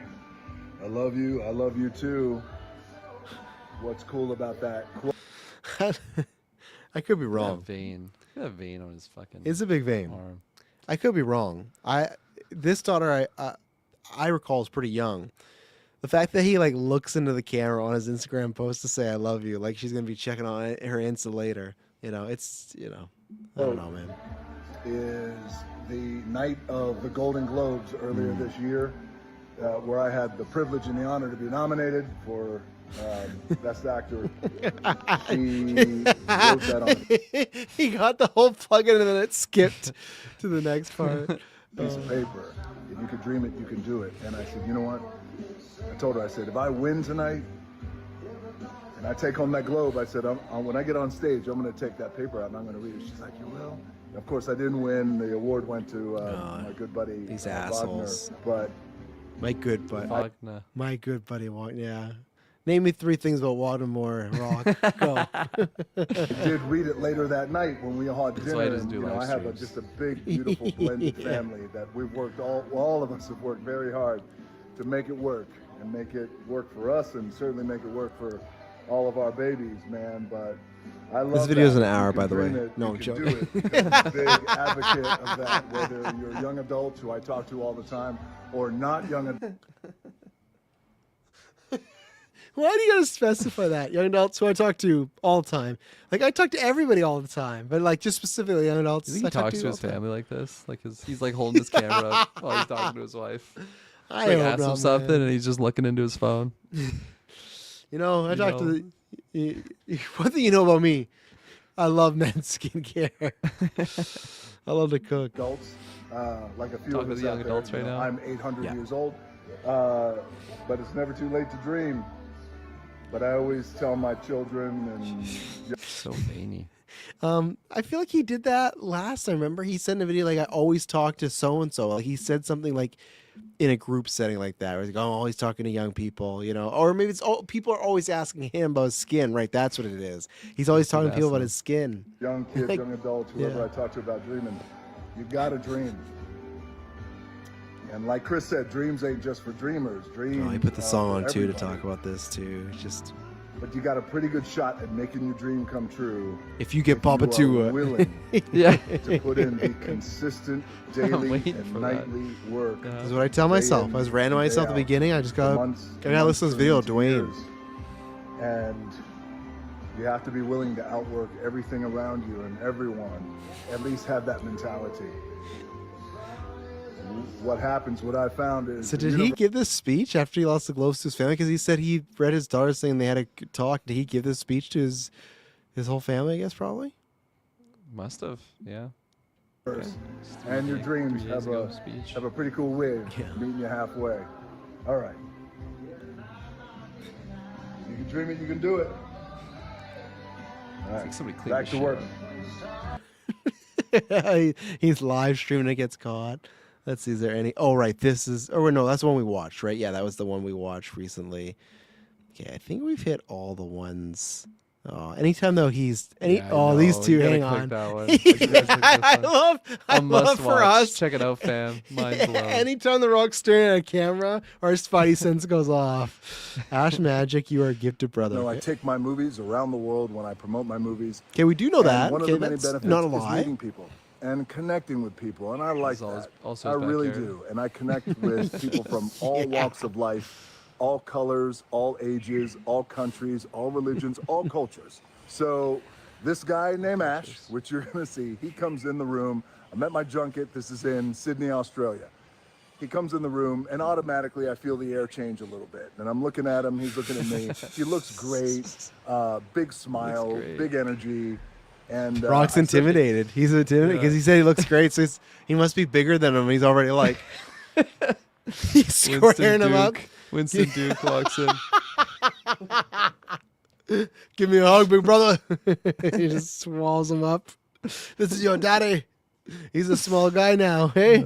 to myself, well, there's something interesting that's about to happen. So he goes Give me my into Papa reading Tuna. my mind. Give me a Papa Tuna. And the stuff he does and what he is able to pull out of my head. Keep in mind, What the fuck?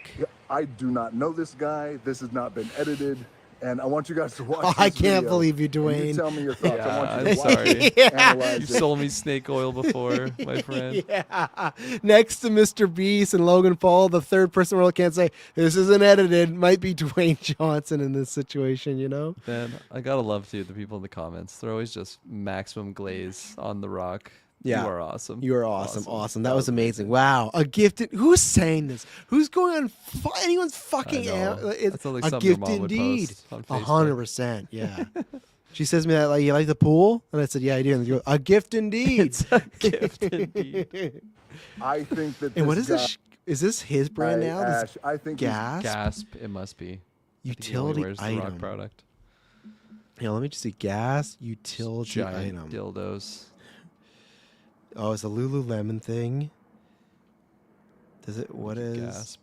What is gas? Designed as an ultimate pump cover with a baggy, oversized fit and oversized sleeves. That's not it. Okay. Like gym attire. What does gas stand? What does it stand for? Gasp. Oh, gas. Thank you. Gasp. Yeah, I got it. Gas. Oh, they just gave me the actual definition: a sudden sharp intake of breath. So there you go. Gifted, and I was completely blown away. I was looking don't for the, know how in the his gear thing, but that's okay. Frosted Flakes. Fuck this guy. Sorry for cussing. This guy knew it. It blew my mind. So anyway, fam, you watch the video. You let me know. And without any further ado, It just cuts to Winston Duke kicking the shit out of him. enjoy. What? Does anyone have my tequila? Because this is needed right now. It's coming in. It's good to meet you, man. You too. Absolute pleasure. I'm expecting some man. really cool shit to happen. Okay. We just well, rehearsed this like 5 hours before. Jared Leto's Joker. Barry Keegan's Joker. Barry, that's my boy.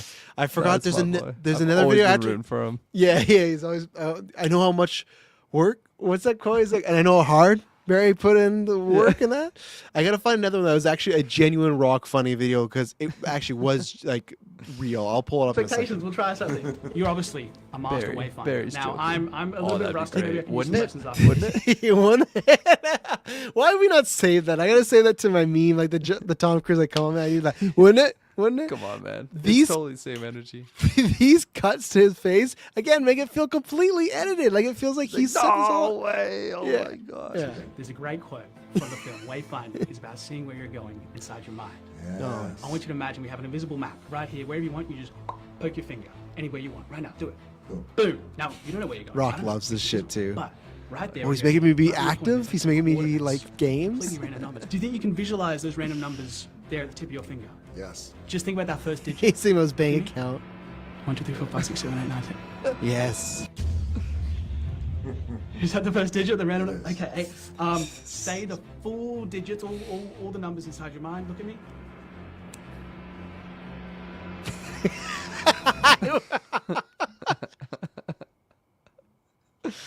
Instagram doesn't have.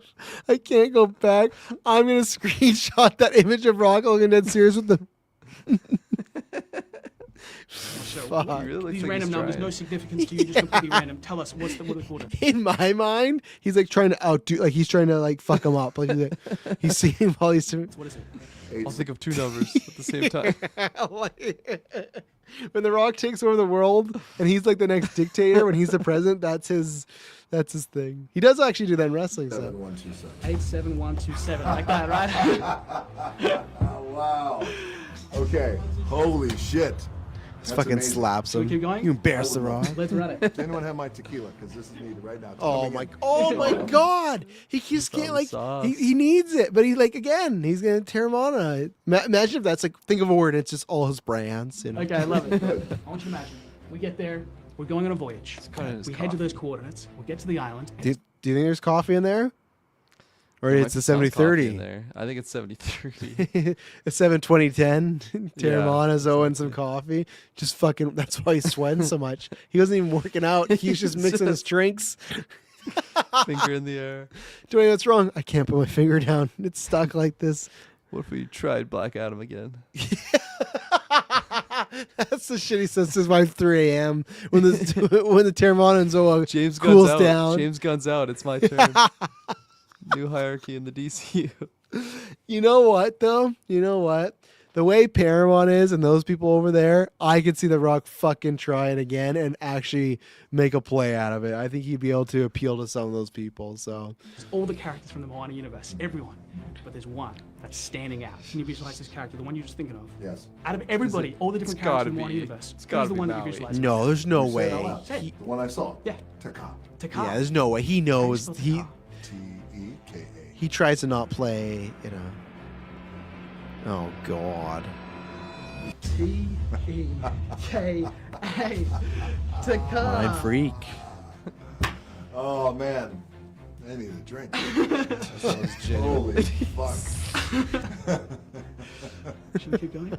We go He's one more? sauce, man. Yeah. He's Been up probably for like 13 hours, and then we have to sit Not through even this time. fucking Cancel the card 13 trick. hours, 13 days more like it. He's I been need like, another drink. what's this? Rock, this is gasp. This is like your new word. I don't remember agreeing to this. Yeah, you did last week. Gasp. You said, you gasp when you work out in the gym. Sure. Hold on. That's incredible. You see all the characters from the Moana universe, but then you're in shock. You see somebody from your life, someone that would be absolutely impossible for me to know. Can you admit, completely random person? Is there any way I could possibly know who this person is? There is 100%, zero way that you would know this person. scary. I have never mentioned this person's name ever. Okay, this might be kind of tough. We'll try this. Just in the same way that the ocean calls out to Moana in the film, Yes. I want you to call out to this Yes. person inside your Yes. mind. Let's just start with the first letter. Just say the first letter inside your mind. Over. G. Is it G? When was the last time you thought about this person before right now? When was it? Years ago. Years ago. Years ago. Absolutely impossible. Last time he to say. slept. No way. Call out to this person inside your mind. Say their full name over and over. Next time you see Gretchen. George Bush. What? Wow. Who's Gretchen? Gretchen was my first girlfriend when I Whoa. was. Why is he thinking about her?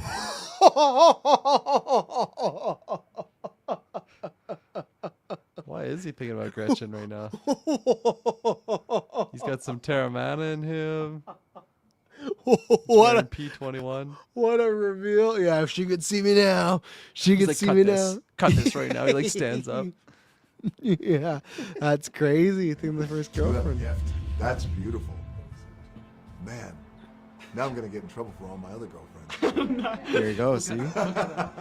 That's amazing. Hey, man, thank you so much. Thank you so much. Derek. They hit like 10 of those, like when he says that's you don't need another. Oh, man. Thank As you guys know, I. Okay, one more, and then I have another one to bring up, and then we'll be calling this. All right, that is a.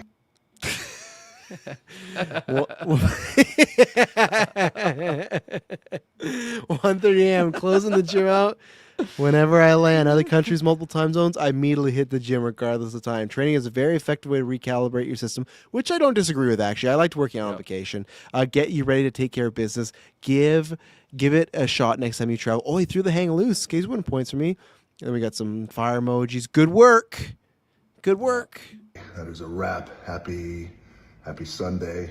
No, happy Monday. No, it's Monday here in He has no Japan. fucking Just clue where he landed is. about 3 hours Oh, ago. he's in Japan, thank God. It's around 1 o'clock in the morning, I think. So good to be back here in Tokyo. This monster manages to record this video, and dozens of other Japanese people are just trying to work out. This guy's in the corner just speaking to him fucking self. Continuing our Moana Global Press Tour. This will be the last stop. Man, this tour has been crazy. It's been insane. Unbelievable. It's been electric. It's been really beautiful too. They're as well. telling So, me. can't wait to see everything. You imagine it's like they're fucking telling me the tracking's really bad. You're telling me it's gonna be the worst Disney bomb since Snow White. You Gretchen fucking hasn't answered me. Yeah, she just sent me a photo of the tracking for Moana. She said you still ain't shit. I had to You're put still on the smaller than Winston. yeah, just a picture of Winston and her. I had to sing the fucking song. You know how many times I've sung this fucking song outside, Holy fuck, and I now it's forgot he's done bombing. that. Yeah, at least 50 times. Everybody here, all the Japanese press. So good to be back. brings back memories. We shot The Smashing Machine here in Tokyo. The one I was nominated for the Golden Globe. I've been here so many times. Didn't win, but I told my family came here to speech. wrestle a whole bunch of times too as well. Had just really. Could you imagine that too? One time we get to a point where The Rock's last 5 Instagrams are all like 95% the same thing. He like doesn't know that he's recording. He starts talking about this family hope speech again, but we're not there. Just chugging his Terramanas. He's on 90-10 ratio at that point. Yeah, that's what I said. Yeah, 5% for the P21 mix in there. That'd be good. Last time he thought about her was before he started drinking the 70-30. That unlocked him. It's like, what's that fucking Bradley Cooper movie where he takes the pills? Yeah, that's what he does. That's what he does. So Incredible matches. And anyway, the fans are the best here. I just wrapped my workout. You remembered he was a 1 o'clock. wrestler. Let me see what time it is. I gotta get going. I think it's about 1 o'clock in the morning. Why is he whispering? There's not a fucking I gotta soul go to in work there. in about 5 hours. There's 2 guys there in the back. 6 hours. Yeah. Yeah. Let's see. Yeah. 1:25. Monday. Oh, liar. It's not 1:30. Yeah. As always. Beautiful That'd be Tokyo. funny, my Papa Tui. Yeah. That is a wrap. Hope you guys had a great weekend. Let's have a productive week. That's it. Closing this gym out. He's long. Shall we? Let's do it. He's like in the back rooms right now. Productive week.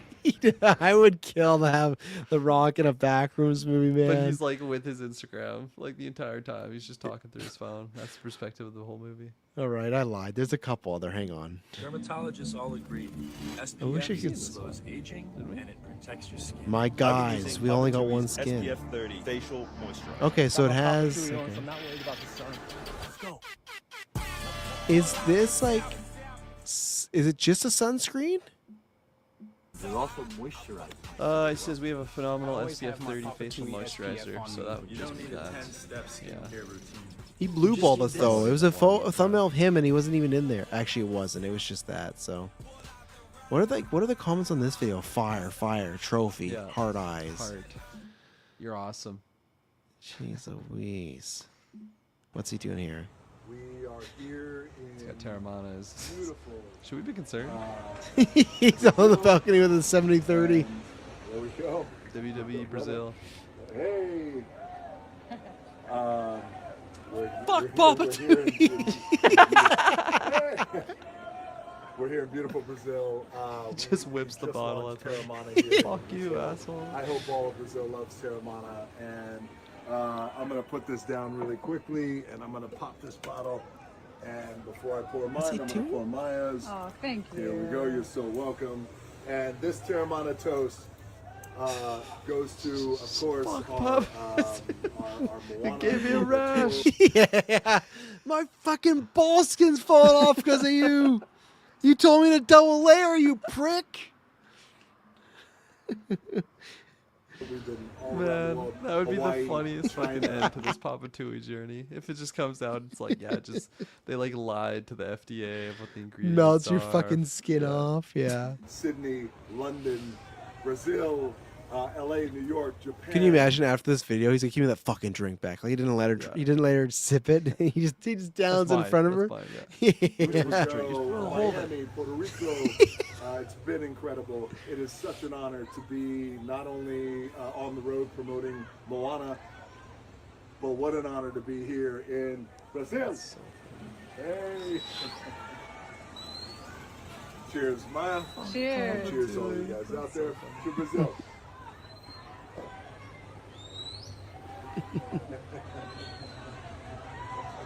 All right, they're ready. We have a big fan event this today. This wrestler with the journalist. Words. Yeah. The Oh, he's lost. sitting down at the junction. Did you ever see the Stepfather horror movie? Penn Badgley? Yeah. Yeah. And their big selling point that he's in the trailer, it's a big moment in the movie where the big reveal happens that he's the killer, and they call him a name, and he's like, Cal, like, I just don't know what he's Cal. And like, yeah, Cal. He's like, and he looks up, he's like, who am I here again? I just want The Rock one time to look up, and he's like, what are we talking about again? But just like completely like the trance is broken, like a Get Out situation, and they're like, Terramana. Oh yeah, Terramana's event. Like that's what it just looked like there. It's a cry for help. He just needs someone to pull him out of this, you know. So, oh yeah, he must have a weekly quota for Instagram posts he has to make. Probably. The press conference has really been amazing, and the love and the warmth here. Because some of these he's just cutting like very half-ass promos. Just like, give me this and let's go. Oh yeah. Appreciate everybody out there. He's got to get a drink in his hand. Ci amo, Brazil. Love you guys. I love you. Papa doing. Papa doing. All right. Actually, hang on one second. I just got to see. What is that one? Yeah, what is that one? You said a Guinness World Records. All right, this is a really cool deal here. Oh, look at that. Our Terramana set a Guinness World Record. Hell yeah, this was a fun one. The longest foosball table in the world? That doesn't sound like a... Okay, our record-breaking... Oh, are you fucking kidding me? He's saying the record-breaking thing for the Terramana, a record-breaking table was built with one purpose, bringing people together with 48 nations represented. It's celebration of friendly competition. So he's saying his tequila hasn't broken the brand. The tequila that's name is on the table for being the longest foosball table is the record breaker. Our Terramana just set Guinness World Records. What a way to like spin that, This was a man. fun one. Here, can't wait to show you guys this. You're looking at a small piece of the world's largest ever foosball table. And this was built by Terramana in the spirit of Share the Table. We have 48 nations represented in this table. Now, it's not about setting a world record. It's cool as shit, of course. Don't get us wrong. That's really cool. But the whole That idea was the behind reason. this That was again, the just to exact bring reason. everybody The together, promo. Bring every country together. Yeah, because then he can say, hey, Terramana, In the spirit of competition. Guinness World Record holder. And in And the everyone would go, spirit oh, it's of- probably something to do with the drink, right? Yeah, Sales, yeah. flavor. No, we built a fucking long foosball table with Terramana. All right. of respect. That's what we wanted to do here with Terramana. And also, it's a little nod to me because your boy won many foosball tournament championships back when I was in Hawaii. I'm going to sign this table. Nice. And I'm going to take a shot, this kind of shot, in the This spirit guy. of sharing. He is, you know what? He is There's some drinking a lot. consistencies in all these videos. He didn't used to do this, Rock. He used to be off the sauce. I can do these fucking ads, all right? Just let me drink. Give it back. And they're like, well, we need him to put out 20 more Instagrams this week, so we better get to it. But every video we've watched, he's drinking. And in the spirit of creating the world's biggest foosball table. Cheers to Terramana hosting this really cool event. So he basically I'm just gonna cheered do to this himself. with my eyes closed. Yeah. Oh. How many takes? 50 because he was sloshed. He was okay. Now give me 1 second. You can kill some time or anything, but I'm gonna pull up the other rock video that it was from a few weeks ago though, so I have to find it. But Emily sent it to me, so Okay. I You know- have oh, one. Okay. One quick thing to shout out on what we've been watching. I finally watched the Avatar Aang movie that was Oh, leaked yeah? forever ago, but Shay and I waited. Got Paramount Plus, watched it. Holy fuck, boys! It was goddamn amazing. It's worth it? It was amazing. Like it is. Okay, yeah. Avatar, Last Airbender, it's definitely still got sauce, and I'm pretty hyped. Especially being like so deflated from that live action, I couldn't even get through. Yeah. I just totally jumped off that watch along. The animation style, so incredible. Like they do a pretty darn good job at like bringing back all the OGs, and like they kind of have some good stuff to work with. The animation out of everything though is just insane. Like it's just so next level. It's really really awesome. I feel like the villain, it's voiced by Dave Bautista. Actually, he does a really good Really? job with the Taga is his name, and he is a really good villain. It's pretty obvious that like what's gonna happen. Like I think there's a little bit of simplicity in the story of like, okay, well I kind of expect us to go there. I didn't care. It was an amazing watch. It was so fun. We're definitely gonna be rewatching it in the future, and highly recommend if you're a fan of Avatar: Last Airbender. Of course, it takes place after the show, but I think that's fine. I think if you're unless you're like thinking about watching that OG show, then yeah, obviously watch that first because that's one of my favorite shows of all time. But if you got Paramount Plus and you just want to, watch a family-friendly adventure, definitely would recommend it. It's worth the watch. And I was very, very pumped and very sad that the whole movie was leaked early, just because I can tell that a lot of holy fuck that bug, especially when they jump right in front of the webcam. They just Oh, look I know. massive. But you can tell like a lot of love and care was put into that project, and yeah, I'm excited to see like the next animated projects that come out of the Team Avatar projects. Nice. Yeah. That's cool. Here we go. I found it. I think this is actually a genuine thing, but it's more just what he says is not questionable, but brings up some questions. I just completely gave away my life. It's fine. What's your stroke of choice? See about Gretchen. Domination. Okay, all right, fine. I mean, I was going swimming. Obviously, whichever way you want to dive in, I was going to say you don't strike me as a right. I get it. Maui, the ocean, that kind of stroke. Yeah, domination. I went to a whole other place. Yeah. It's fine. Final one. Just domination. I'm going, where is it with it? Like, look what he says. Like What's the your way he stroke of says it. choice? Domination. Okay, all right, fine. I mean, I was. Now, two things here. One, that is not a stroke. There's no. Well, I guess there could be a stroke, but domination's usually like a vibe. There's not just stroke domination. And this is what I talked to Emily about.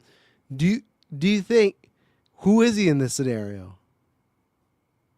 The receiver, right? Like someone's dominating him, right? Yeah. That's how I take it, right? Yeah. Because he's a very powerful guy. That's usually how Yeah. that happens, right? He wants to be on the receiving end. Yeah. that face he had when he got asked it, he looked like He's someone thinking would about win. Gretchen, man. He was thinking about he. What's your stroke of he was choice? like, What does that even mean? Okay, Stroke of choice. well, he was talking about swimming choice. The interviewer. Oh my gosh. Okay. Yeah, and that's what I mean. So he went to the sex thing. That the interviewer was just talking about how do you swim, backstroke, breaststroke, and the It's like Rock. ball gags. Domination. Okay, all right, fine. I mean, I was going swimming. Obviously, And like, would he not think it's weird? This guy's fucking asking sex questions on like That is the strange. kids' press release. But, you know. whichever way you want to dive But you in, know I what? was gonna say you don't I think we got strike some me. genuine Dwayne Johnson. Oh, right. here, I you get know? it. So it's nice to Maui, see. the ocean, that kind of stroke. He's like, I need I some went to a whole Paramount. other place. That's all he's thinking of. It's fine. I really final one. fucked up, guys. Just domination. Yeah, there you go. That's the Rock. All right, let's get Good through update these. on the Rock's life. I'll let you. I don't know how you want to title that Rock cutout, so I'll let you get fancy on that one. Are you keeping track of these numbers? Uh, I got the ads. I I got ish. some of them. I got. Okay. I think there was like 130 to now, like 216. I think it's somewhere in there. I think it's in there. 140 was when we started that, actually. Okay. There we go. So I don't know what we could title Um, that, but it's a problem with the figure it Rock out. stuff. Yeah. I'll figure it out. I did put 70-30 Rock. Okay. What are you on about? Well, are you going? Where are you? Are we moving along to trailers, or what are we doing here? Yeah. What the fuck am I doing here? Let's take our final ad break. Is that what you're trying to say? Yeah. Yeah, let's take our final ad break. We're back. We're back. All right, we're gonna do a bit quicker because what do we have? Yeah, we won't. Let's see. There's like an hour's worth of trailers in here, just so everybody knows. I was folding laundry while I was doing this, or every once in a while I had to pause the trailer, but man, I swear it was like 45 minutes straight of just trailer watching. I'm not complaining or anything, but just it's dense. One at a time, please. 100%. 100% Okay. I felt. I'm Couple gonna of these answer. trailers not super fresh or new either. I'll just put that little disclaimer out there. Yeah, I'm gonna answer these two quickly because they were in the news, and again, patrons do. Patrons send the question. Maddie did ask those Patreon questions. We're not gonna get into full Odyssey. I'm just gonna quickly list off the Odyssey achievements. Kirkland, biggest opening global for Christopher Nolan's career, surpassing Dark Knight Rises. Third biggest rated R film of all time for opening. Biggest opening for a live action film this year. only had a 29% drop in its second weekend, had a best second weekend for a Christopher Nolan movie, beat the opening weekend of Oppenheimer. This thing's on track to make $1 billion. Hell yeah. Maddie put its best way here. Final predictions for it. On a scale 1 to 10, how surprised are you? And the percentage of the... Oh, we already talked about that to the Odyssey thing. I think Odyssey would obviously not going to beat two Avengers. And I'll say I'm like... for surprise, I'm like I don't know, out of 10? I'm like a 6.57 because I always thought it was going to get to like 700 million. Didn't think it'd make $1 billion. But if someone would have told me that, I wouldn't say like it's impossible just because Nolan's got that juice. And if he makes something great, I've even talked to my sister, had no interest in seeing this, was like, all right, enough people told me to see the Odyssey. I'm going to go see the Odyssey. It just has, once I saw it, I was like, okay, it does have it. So I didn't think it was an impossibility. But yeah, incredible. Did you think it was going to be doing this well, Kirkland? It's tracking right now to hit $1 billion. So I did not. I don't think I thought Oppenheimer would either, though. And I just feel under like, $1 billion. Just under. But still, like that number. Wait, it didn't make $1 billion? No, it's like 900 something. They got close. Yeah. I always thought that was the big deal because didn't Barbie get $1 billion? Yeah. I thought both of them made $1 billion. That's why it was such a crazy Nada. thing. Okay, I was lied to. Yeah, definitely surprised. I think it's like it is like an adventure flick, but like it's I don't know. Some of the things they tackle are like pretty out there, and I feel like if you have no idea what the fuck is happening, like going into this movie, it could be pretty daunting. Even like the names of the characters and like what they're talking about. Like I have heard that from a lot of people that have seen this. Is like beginning of the movie, I had no idea what the fuck was happening. But it's just so well made that they just stuck around for the ride and they enjoyed their 3-hour flick, and I think that's pretty awesome. I definitely think it's deserved. It's an amazing film, very well made. Especially like I don't really get a lot of like I mean I'm not on Twitter. I don't get like the hot press of what people are thinking, but like the few little trinkles of things that I have seen are people like complaining about like the dumbest things about this movie, and I didn't even know that was like really a talking point. Yeah, it shouldn't be, and it probably even isn't in like the grand scheme of things. Clearly not, because it's making a lot of money. Yeah, but yeah, it's pretty crazy. Because old tale. That was on a Travis Told You where, and we talked, and I can just dovetail because I think I talked about this somewhere, but maybe not because it's been in person conversations. Maybe it was on Comic Con Cast a little bit, which has a long one. But I was on Travis Told You, and I think it was something like Lupita said in the press about being a woman's perspective. Yeah. I'm like you were, even though I am more tapped in. Mike had brought up that as a question, and I didn't even know what he was talking about till I looked into it, right? And I follow like Nolan Counts and everything like that. And he was talking, we were talking, he had a question around like, oh, do you ever worry that, these things, because we've seen this with Supergirl and the Marvels and other things, like these communities can have a big impact because like obviously social media and all these videos. And I thought it was valid, and I always said like, oh, there's probably a small percentage, but I think this movie more so than ever has, and people can debate me, but I'll never take that debate. I think this movie has convinced me, or not convinced me, has cemented that all those other movies that bombed or didn't do well and they had those people behind them, they were just always never going to do well, which I kind of already thought. That was my point that I made in that Travis Told You, that I think the movies are going to do what they do regardless. But this especially, where it feels like online it's such a big hubbub, but really either those people are lying and they're going to go see it anyways, or they are a very small minority and people don't care that there's a trans actor in there, or there's Lupita Nyong'o playing this character, right? So that's where it seems like to me, like, sure, those type of sides of people can claim like, oh yeah, we took down the Marvels and we took down Supergirl and yet da-da-da-da. But no, they didn't. It was just the movie-going audience, for whatever reason, wasn't interested in that particular movie. So that's why I'm happy with this. And anyone...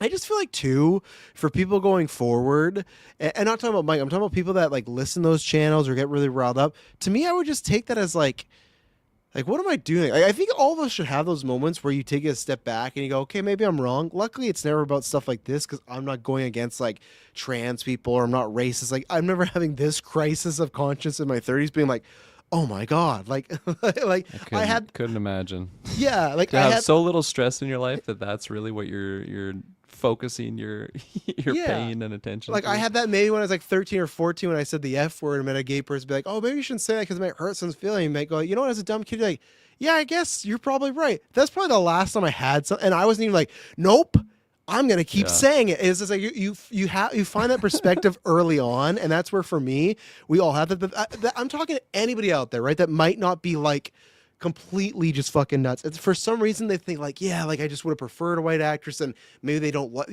they don't, their biblical beliefs or the beliefs like they can't understand the trans thing. But maybe if they're watching these videos or hearing this stuff, and then they go see this movie's gonna be one of the biggest movies of the year, they go, you know what?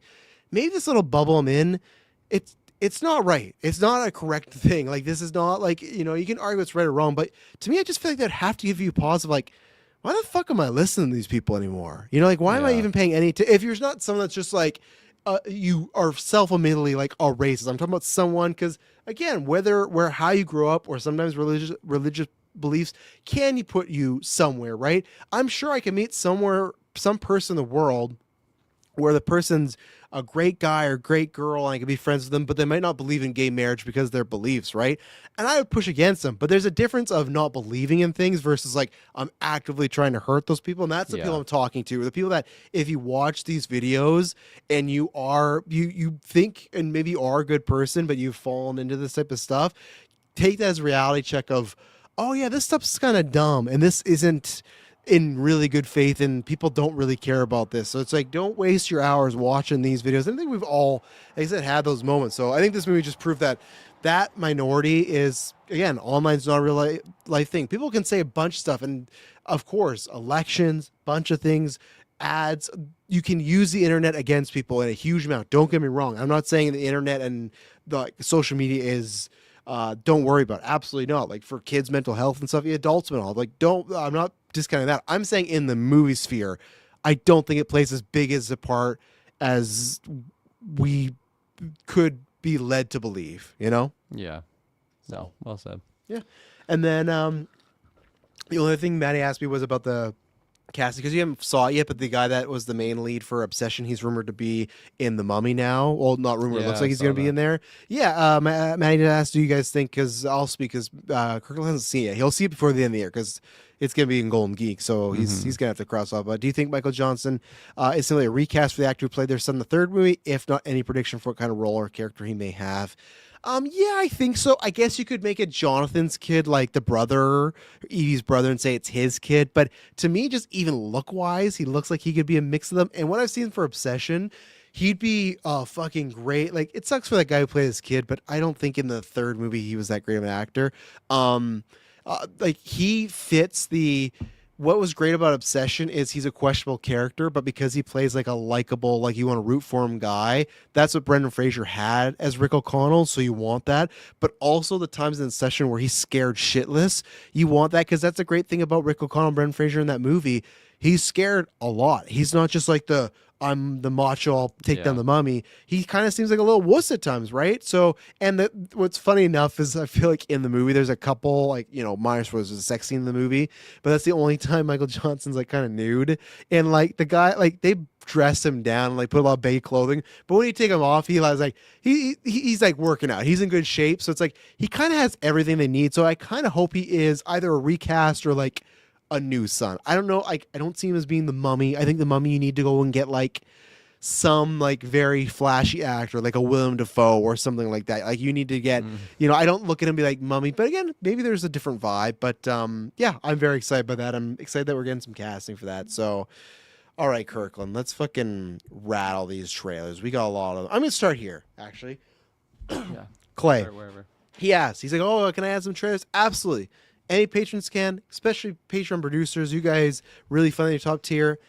Clay, you gotta let me know on the Discord. Why are you making me watch Fall 2 Dead Point? There's no fucking way. I'm gonna search Fall. You know what? I put my foot down. I didn't even watch this trailer, and I That have a trailer. reason for it. I was about to. I don't fuck with these types of movies, and it's not even just the fact that it's like Heights and whatnot. Like I definitely don't love Heights. I've gotten better with them over the years. But like these types of movies, I feel like they fit the caliber of like, what was that Franco movie? It was like 57 hours. 127 hours. Yeah. 127 hour. Like I'm not seeking these ever. If I'm on a desert island and I have option to watch these movies or fucking nothing, just watch Coconuts Fall. I'm watching Coconuts Fall 24/7, 365. Yeah, torture porn, those types of movies. Like they deter me from what I love movies, but I no way, shape, or form I'm gonna ever be seeking these out. So I'm the same. Clay. I'm not watching this movie, but I definitely aren't watching. Or sorry, I didn't watch the trailer. I'm definitely not watching this movie. And the trailer would not have sold me on that. I didn't see you log the first one, Clay, so I'm gonna need a full like Discord post. The first one was them this. on like the radio tower, yes. right? Yeah. Okay. So I appreciate that it's a new location, new setup. I appreciate that it's like on the side of a mountain this time, and they give you like, oh, when you're at this high altitude, you can go a little nuts and everything. Yeah. So it looks fun. I'm like. I'm the opposite of Kirkland, where I'll watch crazy horror movies and I'll watch torture porn and stuff. But yeah, there's nothing about the first Fall that I think, because again, you look at Saw, that's a one location movie. You have to really sell me on the one location of like a great concept or great actors. And with Fall 1 and even Fall 2, I don't have that. But Clay, that's what I just need to know. I need to know why. What is about Fall 2? Because all these other movies that you put in here, I can see why. I can see why you want them on our track record or on our radar. Or why you, and there's one on my radar now, or that why you're interested in them, right? Well, Fall 2, I was like, all right, you scrapping the barrel of this one? Do you know somebody? Did you work on this movie, Clay? Is that what's going on here? So, we'll see what happens. I'm excited. That's what I'm not gonna see Fall 2, but I'm more excited for Cocktail Clay's Discord post. And join the Discord. We're always talking, having a good time. It's free. Don't go join Patreon for that. You can join there. It's a great time, great community. Let's go the rivals of the Amza kid or Amza King. I was a 50-50 on this. 50% of this trailer I liked, and 50% of this trailer felt like a fake movie Hallmark type of like, oh, this could be bad. There's some stuff. I also have the impression that Matthew McConaughey is maybe going to be just like via flashback the whole time. I don't know for sure, but I feel like the real plot line is the daughter or whoever this girl's taking over, and she's flashing back to the past. So I don't know. These are two movies, Clay. I'm tapped in. I'm looking at a lot of stuff. There's two movies here that I never heard of. This and The Wait. I was like, no fucking clue. But this would have to be word of mouth. I do really want to catch up on movies. As I've said before, I hadn't played a game. And whenever I played some Bond for SideQuest last night, but before that was since Star Fox came out, so back in June. Movies, I haven't been doing much because I've been doing lots of just editing and doing stuff for GVDay and then editing our movies and stuff. So I'm behind on, this is going to be the least watched movies I have right now. And then there's times my lunch breaks down, I've been hanging out with the girls and everything, and I'm working and watching movies with them. I had to fucking watch, what is it? Sherlock Gnomes today. I don't know why. Because we do a thing where every day it's someone else's turn to pick a movie. So it was Gwen's turn and she picked that. And she was, I was like, we try to pick movies we all like. She I think you could like this. I'm like, it looks kind of kiddie. And she's like, well, we haven't seen it yet, so you don't know. So I'm like, yeah, you're right. And then we watch. I'm like, yeah, that was a bit too kiddie for me. So I think it sucked, Gwen. You just lost your turn next time around. Yeah, kind of. But no, it's fine. They got to sit through 8 hours of Cape Crusader on Friday, so that's what they get. But I forgot that's out this week, and I'm missing it. Season 2, yeah, it's gonna be a good time. The guy who plays the Footmaster in House of Dragon, he's voicing Joker. Strong. Yeah, Lars is voicing Joker in the season. Interesting. Yeah, okay. I think that's a fun pick. pick. But I think I can. When he whispers a little bit, I think I can see it. I can see the vision. But you're finding movies, Clay, that I've never heard of. So I want to catch up on movies. This is definitely one though that I need to wait to see reviews and whatnot. But yeah, what do you think about the King here? Yeah, I thought this was an interesting one. I definitely had the feeling it was going to slip through the cracks and unfortunately not be one that I see at least right away. I definitely had never heard of this before at all. It reminded me of a couple different movies that I'd seen before, and I feel like all those movies, I feel like I couldn't name them right now, but I feel like I enjoy those types of movies, so I don't think there's anything in here that really deterred me in the sense of I wouldn't like the movie. It's just a priority thing right now. I got just busy summer and then a lot of things kind of on the trap line. So appreciate it. Put it on the radar for sure. What about The Wait? This is it's so funny what you said about a Clay type of trailer pitch. This is oh yeah, this is a Clay type of 100% trailer pitch. It totally reminded me of multiple other ones that he's pitched. Looks like The really Order, enticing. If you remember The Order. Yeah. I don't remember The Order. It's still on my list that I want to watch, but no, I'm with you. This one actually, this is higher on the radar. This one, I'm excited to hear word of mouth for it. So Absolutely, yeah. This one was definitely interesting. My Russell Crowe stock has never been lower, I don't think, than it is right now. But I was like, okay, he actually looks kind of an interesting character here, and just like the Hawkman himself, I love Ethan Hawke. I feel like recently the roles that I've seen him in have been like not like side roles, but like not the main hero role. Just a couple maybe antagonist roles, because he's the one in the Black Mask, right? He's like the Black Mask guy. yeah, he's in Black Mask. He's really good. Yeah. At that. Or is it Black Mask? No, What's that? The Black Phone. Black Phone. Yeah. He's the guy in the mask in the Black Phone movie. And then of course as Arthur. I almost said Fleck, but that's not right. No, I can't remember what his name is, but Moon Knight. Yeah, Moon Knight villain. So like that's just kind of what I'm thinking of when I think of him recently. I feel like there's another project I just saw him in. Maybe not. Maybe not. But regardless, I think this is a cool adventure story. It's an era that I'm not usually watching movies in lately, and I think it could be a really, really fun adventure with some stakes to it. And yeah, I like the pitch.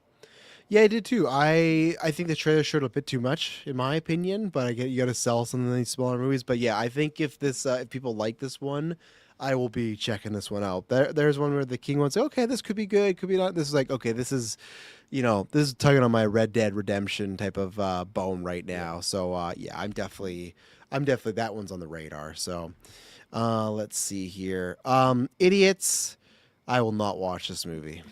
I agree. I will not watch this movie. No, I had seen just some images of it because I saw the trailers out there. And don't get me wrong, I like Dave Franco, and there's a lot of people. Kieran Shipka's in here. I like, Peter Dinklage. So like, there's things to like in here. Peter Dinklage. I saw him. I'm like, what the fuck is he doing in this movie? Like, this like just arguably one of the best actors around right now, and he's in Idiots. But okay. Maybe it's a dynamite script, right? Maybe. Yeah. I don't know. This Dave Franco. This is the most he's ever felt like his brother. I'll say that. I was gonna say it looks like another Franco brother role, but they're like, oh, can't get that guy, so we'll go with Dave. Because I actually feel like James Franco and Dave Franco don't feel too similar as actors. Definitely. Like they're comedic, but they don't have that. This was like, I felt like I've seen Franco, like James, do this type of role. Yeah. I'm not even saying better or worse, just this, and I don't know. It just maybe it's a movie that it's more funnier in the movie and on the trailer, but this trailer did not make me laugh, and it just kind of felt like we were talking about Dumb and Dumber earlier when Jim Carrey's like, oh, you want to hear the most obnoxious sound in the world? Like, I'm not saying the trailer was that, but it just was like, I want to get this done. It seems like it's gonna be that in the movie when the movie actually comes. So maybe it's again, I've seen bad trailers. Maybe people recommend it, and I'll happily be wrong. But this trailer did not make me. It's off the radar, far from the radar. Mason Thames too as the role, who's like he's just like the shithead son or whatever. Wasn't working for me. I really liked him in How to Train Your Dragon, and then I see him in this, and I'm like, I don't think this is the miscast in my opinion. Yeah, I know him from your speaking of Black Phone. He's the lead in the Black Phone movies with Ethan Hawke, and he's really good in those. And yeah, there's just something here. Is like, I'm not buying you this way yet. And again, maybe I'm wrong. Maybe I'd watch him like, oh, he has that gear, but I don't know. Something about it just felt a little off. So we will see. Jumanji. Yeah. We just talked about fucking Dwayne The Rock Johnson for an hour. We did. I should have led with that so you could put that in the cutout, but too bad.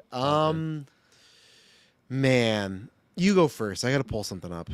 Man, indeed, if I speak. Well, I'm about to. Honestly, I like the Jumanji, like the new Jumanji movies enough. I think the first one's probably my favorite. I haven't rewatched them in a while. Isn't there but only I remember two? Okay, that would make a lot more sense then. So like for the Rock ones, there's only two. I'm not counting the Ron Williams ones. Yeah, I thought there was a third already. But this is the third.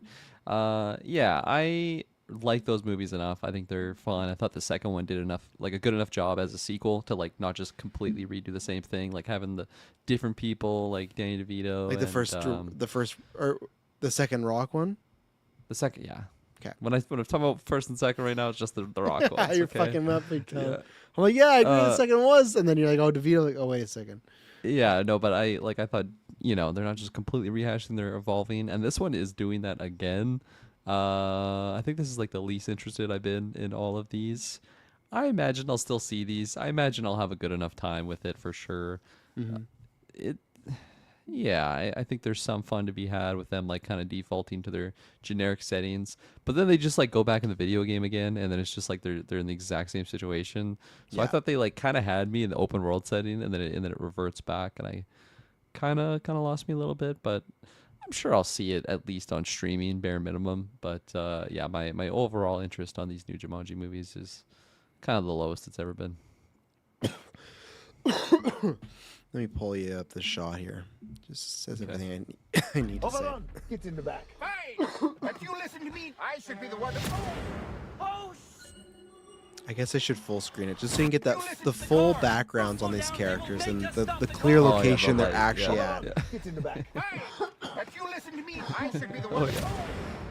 Oh yeah, I see it.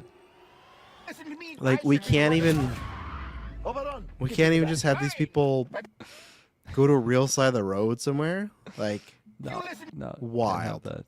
They're in they're in Dwayne the Rock Johnson's backyard right now. That's where they are. Oh, I got my green screen over there. Film all my Terramana videos. Fuck, man. This is not like a franchise I hate or anything. I'm sure people might think because I feel like a lot of people dog on this and might think I'm one of those or think it's like Minecraft. No, I remember the second movie, the first Dwayne Johnston movie, the second movie, having a fun time with. Thought it was a great concept. Went, okay, this worked. I really don't remember that third one much. I remember seeing it, but it felt like already it was Return of Diminishing, or what am I thinking of here? Return of Diminishing. Yeah, a Law of Diminishing Returns. Yeah, that's what I'm looking for, right? Sure. I was gonna say Diminishing Goods, which still works, but I knew it was wrong. But it already felt like, okay, we've played it out here, but those movies kept making money, so they clearly gonna make another. This already feels again more like you said, oh, we're doing something new, and then we go right back to everyone's in a game, and this time, okay, Kevin Hart's a kid and Rock's a lady, and all right, sure. It is kind of crazy to see Alex Wolff still doing this. Yeah, I would have thought after Hereditary, his career was going to go a different way, which is just so crazy, though, right? Like, I guess I know it's not a horror. Well, no, it's a horror movie, because I was going to say, right, and I'm not saying it's the same way, but you look at David Johnston. He has a good career. He has two, I'd say, big performances now, A Long Walk and Alien, but still, we talk about how, like, after Alien, everyone's like, oh, that fucking guy, right? I'm not saying people did that with Alex Wolff, but it still feel like a lot of people are like, man, Alex Wolff is really good in here. He has to do a lot of stuff. It's crazy the trajectory some careers can go, right? Where Dave Johnston, I feel like, gives like 1 to 2 all-star performances, and like now you're fucking Black Panther, and now his life could be made. As long as he's good, that guy's going to be having fucking $100 million mansions. In 20 years, he could be like down and be like, hey, you want me to come back? You gotta give me $50 million. He could be, living that career that Chadwick was going to live, right? And then you got Alex Wolff, who's just like, still playing like Fifth Banana of the Rock here, and he's screaming for his mom, and he's, I don't know, our age older. I don't know. It just was weird to see him like this, but I don't know if I'll see this theater. One, good luck to them. This is coming out the weekend after Doomsday and Dune 3. I know it is for family markets, but still, I think there's also just like families will spend money on Doomsday and also be like, we've been in the theaters a lot. Let's not go. I've not seen, I don't think the kids have seen any Jumanjis.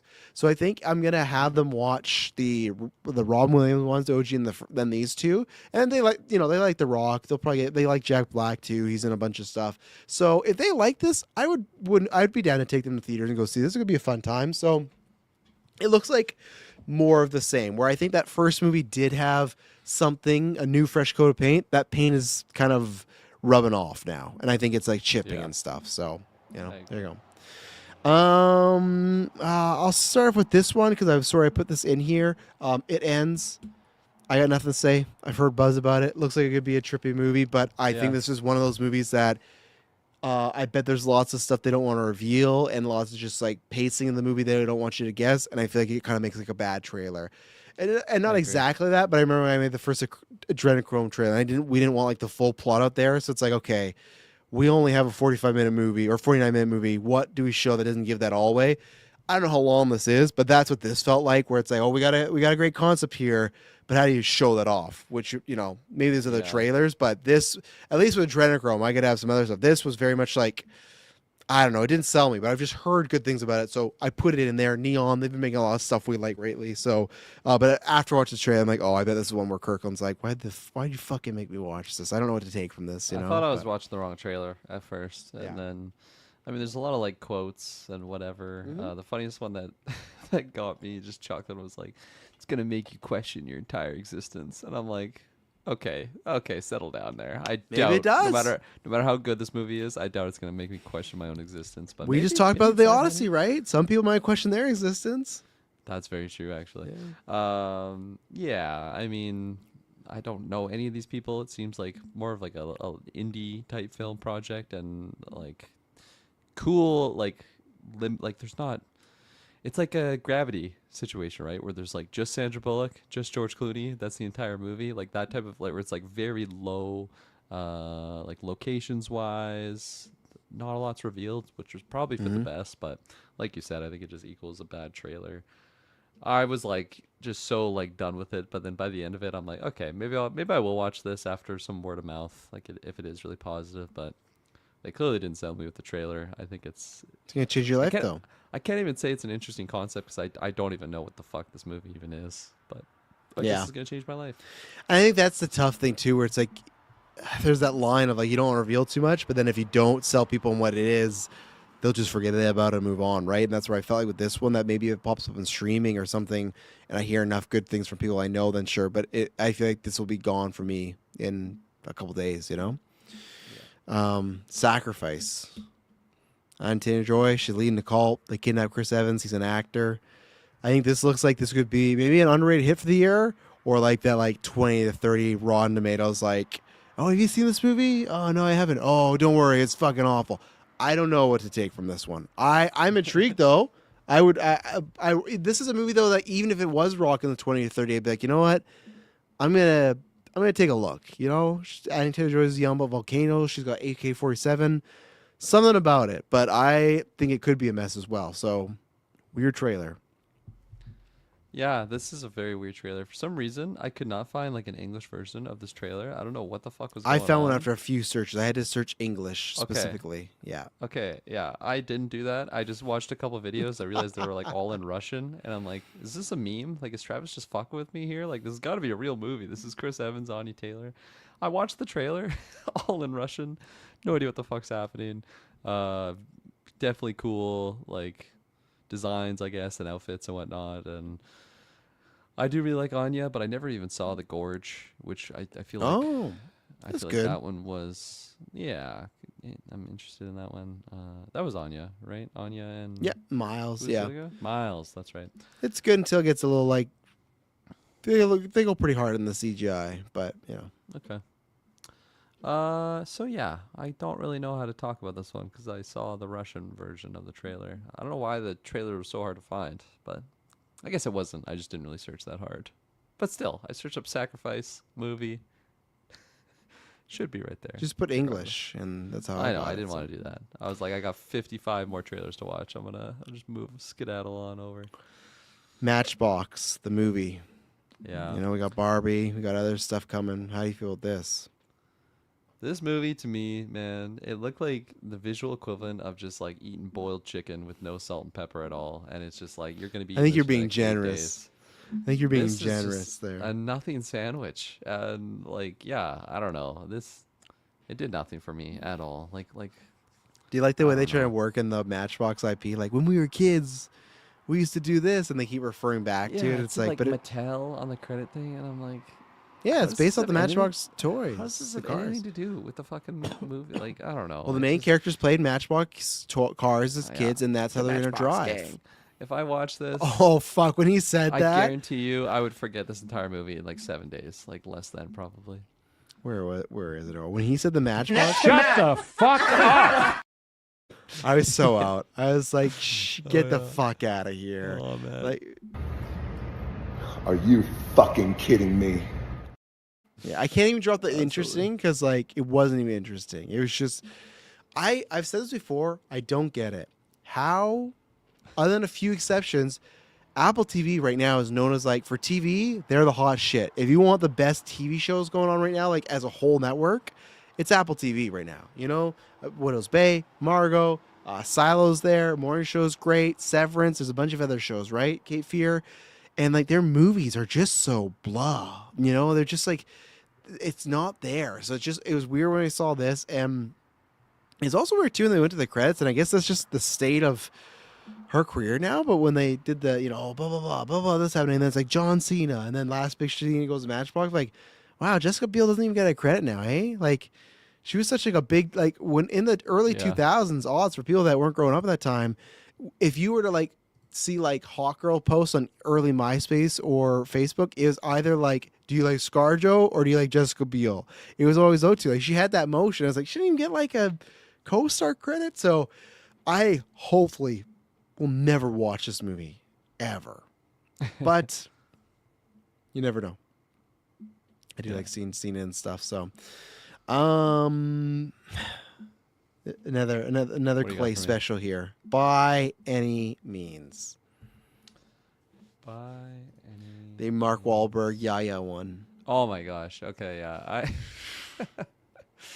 I was really interested. I mean, I feel like I am interested in this to an extent. Yaya. I'm sure it'll be at a free big movie fan screen there. or like a mystery movie night. I bet that's what this screams. That's what this felt like. At times, I thought they were gonna go like the exact same route as the Black Klansman like movie. Like I thought it was gonna be like the exact same movie. Like they're talking about like pairing him up with someone, and I'm like, oh my god, like are they actually gonna do this undercover, inspired by true story or whatever the hell it's called? And then we see this character, and I'm like, there's no way that's Mark Wahlberg. Like that can't be Mark Wahlberg. And they zoom in on his fucking face, and I'm like, man, if I ever watch this movie, I don't think I'll ever be able to look past that nose. Like I'll just be so distracted while watching the movie. I never got used to it at any point. It's a choice for sure. Maybe like the real life guy had that just ridiculous nose. I think you could just do Mark Wahlberg without the nose. I don't think you need to do that. I sometimes get it if it's like a very, very, very famous celebrity. Like everyone hated Bohemian Rhapsody when they gave Rami the fake teeth, right? But it's like, well, Freddie was known for the teeth. Like that was a thing that he was known for, right? So it's like I get it. It might look a little goofy on Rami, but it's like he's one of the Queen. Like Freddie Mercury at one point was one of the most recognizable people in the world. So it's like this makes sense for this guy, this story. And the problem is the way this trailer is. Maybe all this happened. This does not feel like a real. Is it a real life story? I thought it said like inspired by true events or something. Okay, it does not feel like that. This feels like super Hollywoodized. So, yeah, this is. I think I'd have to hear the word a mouth on this one and really sell me on it, but because there's some interesting things in here for sure. Yeah, I think for me, I think could be a decent to good movie, but I think the trailer is badly cut. I think it just feels like it's like a cheap, like straight to DVD 2000 sort of thing, right? And then also not just because the nose. I say like Mark Wahlberg was really miscast when they were doing him as like this badass and like he's the guy. It's like, no man, like especially now, like you're trying to like I think they're trying to have him beside Yaya and like, oh, Mark Wahlberg, he's one you gotta look out for. It's like, no, it should be the other way around. Like obviously Mark Wahlberg can't be black, so that's not it. But I'm just being like in the situations where Mark Wahlberg's more like he's a detective, but he doesn't want to get his hands dirty. Yaya screams that more than this guy. Yeah, I think you did. To me, this could may work better with a different actor, in my opinion. I don't think Mark Wahlberg matches the vibe that they're going for with this one. I don't buy it at all. So I don't think I'm seeing this one. I'm not seeing that one. Yeah. Sorry, Clay. Hopefully you're not too excited for it. But Carrie, TV show. Do you have any history with any of the Carrie movies? Obviously, classic for Stephen King. They're making a TV show. The Great Mike Flanagan, Haunting Hill House, Haunting of Bly Manor. Midnight Mass, big horror run guy. Yeah, one of the best in the business. Dr. Sleep. I know the story of. Oh fuck, you're ringing my bells right there. Mm-hmm. I know the story of Warhammer. He's writing Warhammer. Oh fuck, you got me now. Yeah, I know the story. I haven't seen any of the projects. I think it's just the two, right? Like the classic movie and then the Chloe Grace. Technically, there's three because they made a sequel to the Carrie one, the OG one, that had really nothing to do with the book, if I recall. Okay. But honestly, this was kind of intriguing me. I thought like the trailer was really good. I liked what was shown. Because this is a series, right? It's not a movie. Yeah. Series. And I mean, especially knowing that you just listed off, Mike Flanagan. The Creds. Yeah. Yeah, and like I haven't seen those Haunting in Hill House or Blind Manor. Gotta but do I've heard Hill they're House for good. sure. Midnight yeah. Mass though, like that blew my mind when I watched it. Like just so well made. And I mean, give him a horror series. Like I totally trust this guy to be able to cook, and I really like this trailer. I thought it was good. I feel like, especially it being a series, is a good way to kind of tell that story in a palatable manner. Yeah. Like all the hitting beats, like I feel like I kind of know everything that happens just because I do know of the story of Carrie. But yeah, even knowing all that, I was still intrigued, and I don't think I've seen this girl in anything before. Seems like a lot of new people, which Yeah. makes sense. It's a young school, right? So Apple, is that what this is on? Amazon. He jumped Amazon. ship for Netflix. I don't know what happened. I guess they just were. Couldn't agree on pricing or whatever. Because he had a contract there and he did all the shows with them. But yeah, he did this and then. Wasn't joking. He is writing the Warhammer Henry Cavill series now, so he's an Amazon guy now. There you go. Yeah, I'm very excited. This is one of these things where I know everyone's like, "Oh, why are you doing Carrie again?" I get to that most of the time, but with Flanagan, I trust, and I do think there's something with Carrie as a series you could. Which Flanagan will do. I think you can really get into nowadays because also you had the Chloe Grace Moretz one that was in present day, but I think you can really get into cyberbullying and how that works with the online sphere and how that's like a whole nother thing you can't even tackle, right? Like it's hard to just like keep around. So I think there's knowing Flanagan, I think he's gonna do something different, unique with this, but stay true to the source material. So I'll be there October 7th. I think all the young actresses look good. They got I can't remember her name, but the woman that's playing the mother is just gonna fucking kill it. She played like the terrible nun in Midnight Mass. She's playing Carrie's mom, who's like, she's like, you better not do, like, she's very much like, I hate having a daughter. Yeah, so it's like, oh, you know, she's gonna, what a compliment. Like, oh, I know you're gonna play this piece of shit well, but no, she's very talented. So no, I think October 7th. Great time. Drop it in the early months of October or the early weeks of October. I think that's always smart when you got some of these shows like, oh, the last week of Halloween. It's like, no, man, like have some other stuff going on. So no, I'm very excited until I get let down, and I haven't really been let down. I've been underwhelmed by only one series. That's the only one series on Netflix that didn't get like a second season. But another fucking one he did. What's that mirror movie you and Taylor like? Oculus. Yeah, he did that too, man. Mike Flanagan. That's good. That's a good movie. He's great. Have you not seen that? I never have, and it's a WWE movie too, so maybe one day. All right, last trailer, and then Maddie did ask us to rank them, so we're gonna try our best, which fucking sucks for me because I just deleted them all my notes, so I'm gonna try my best to just rifle them off in my head. Onslaught, September 4th. This is the one that there's 3 soldiers made in a lab. They're all like Jason Voorhees types. You got Andrea Arona as the lead here. You got Dan Stevens as the evil scientist. Rebecca Hall apparently is playing as Dominatrix. Looking like a wild movie, but does it look like a movie you're going to see, Kirkland? You know, it does. This looks like a fun time. In theaters? I'm expecting. Here's the thing. Yeah, we'll see. We'll see about around that.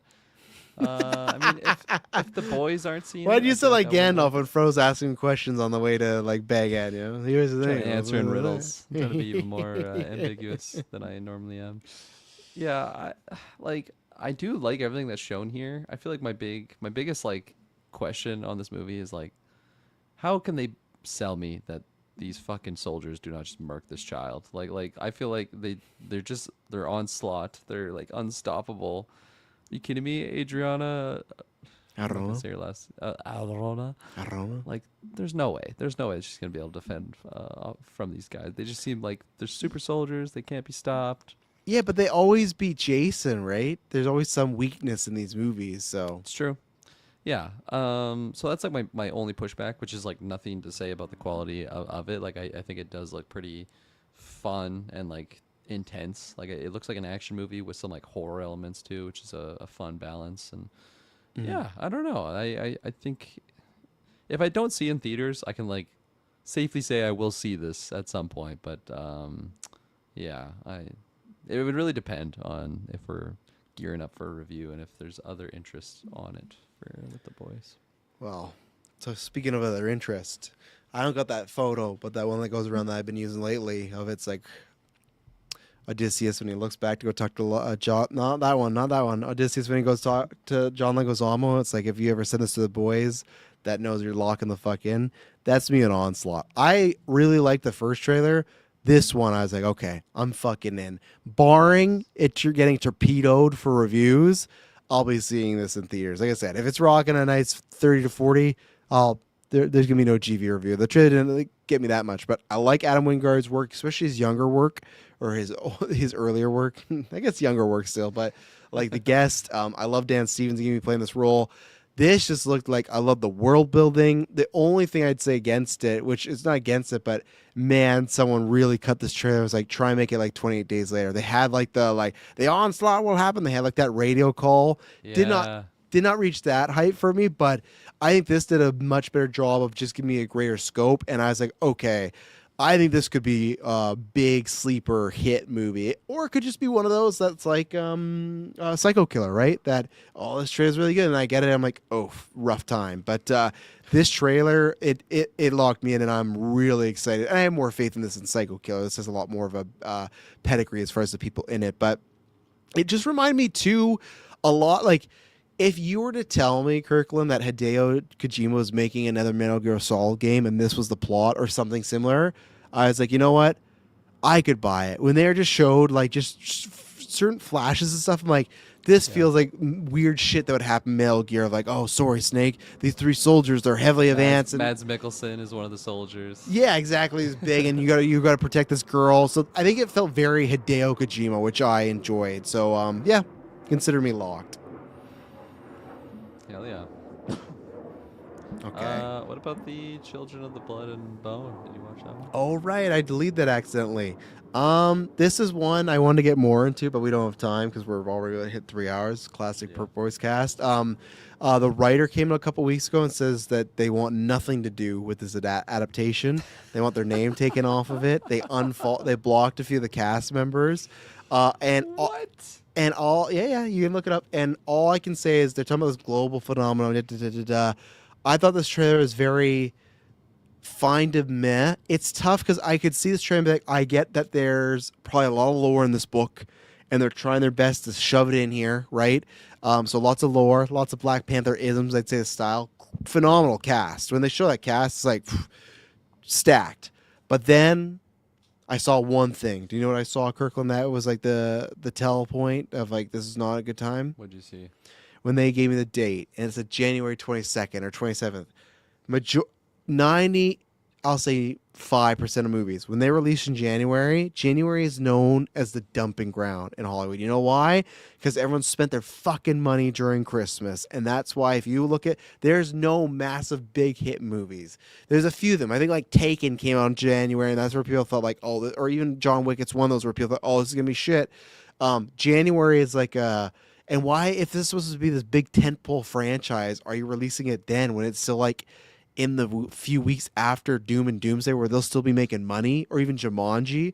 So that right there told me everything I need to know of, oh, this probably turned out to be a fucking disaster. And that's why also the artist was like, the writer was like, take my name off this. I want nothing to do with this. Yeah, when you talk, I'll try and find the full quote. But yeah, this trailer just looked like a bad time could be in store, but also it could be like a so bad it's so good type of watch, you know? So I think there's some stuff in here, like as the trailer was going on.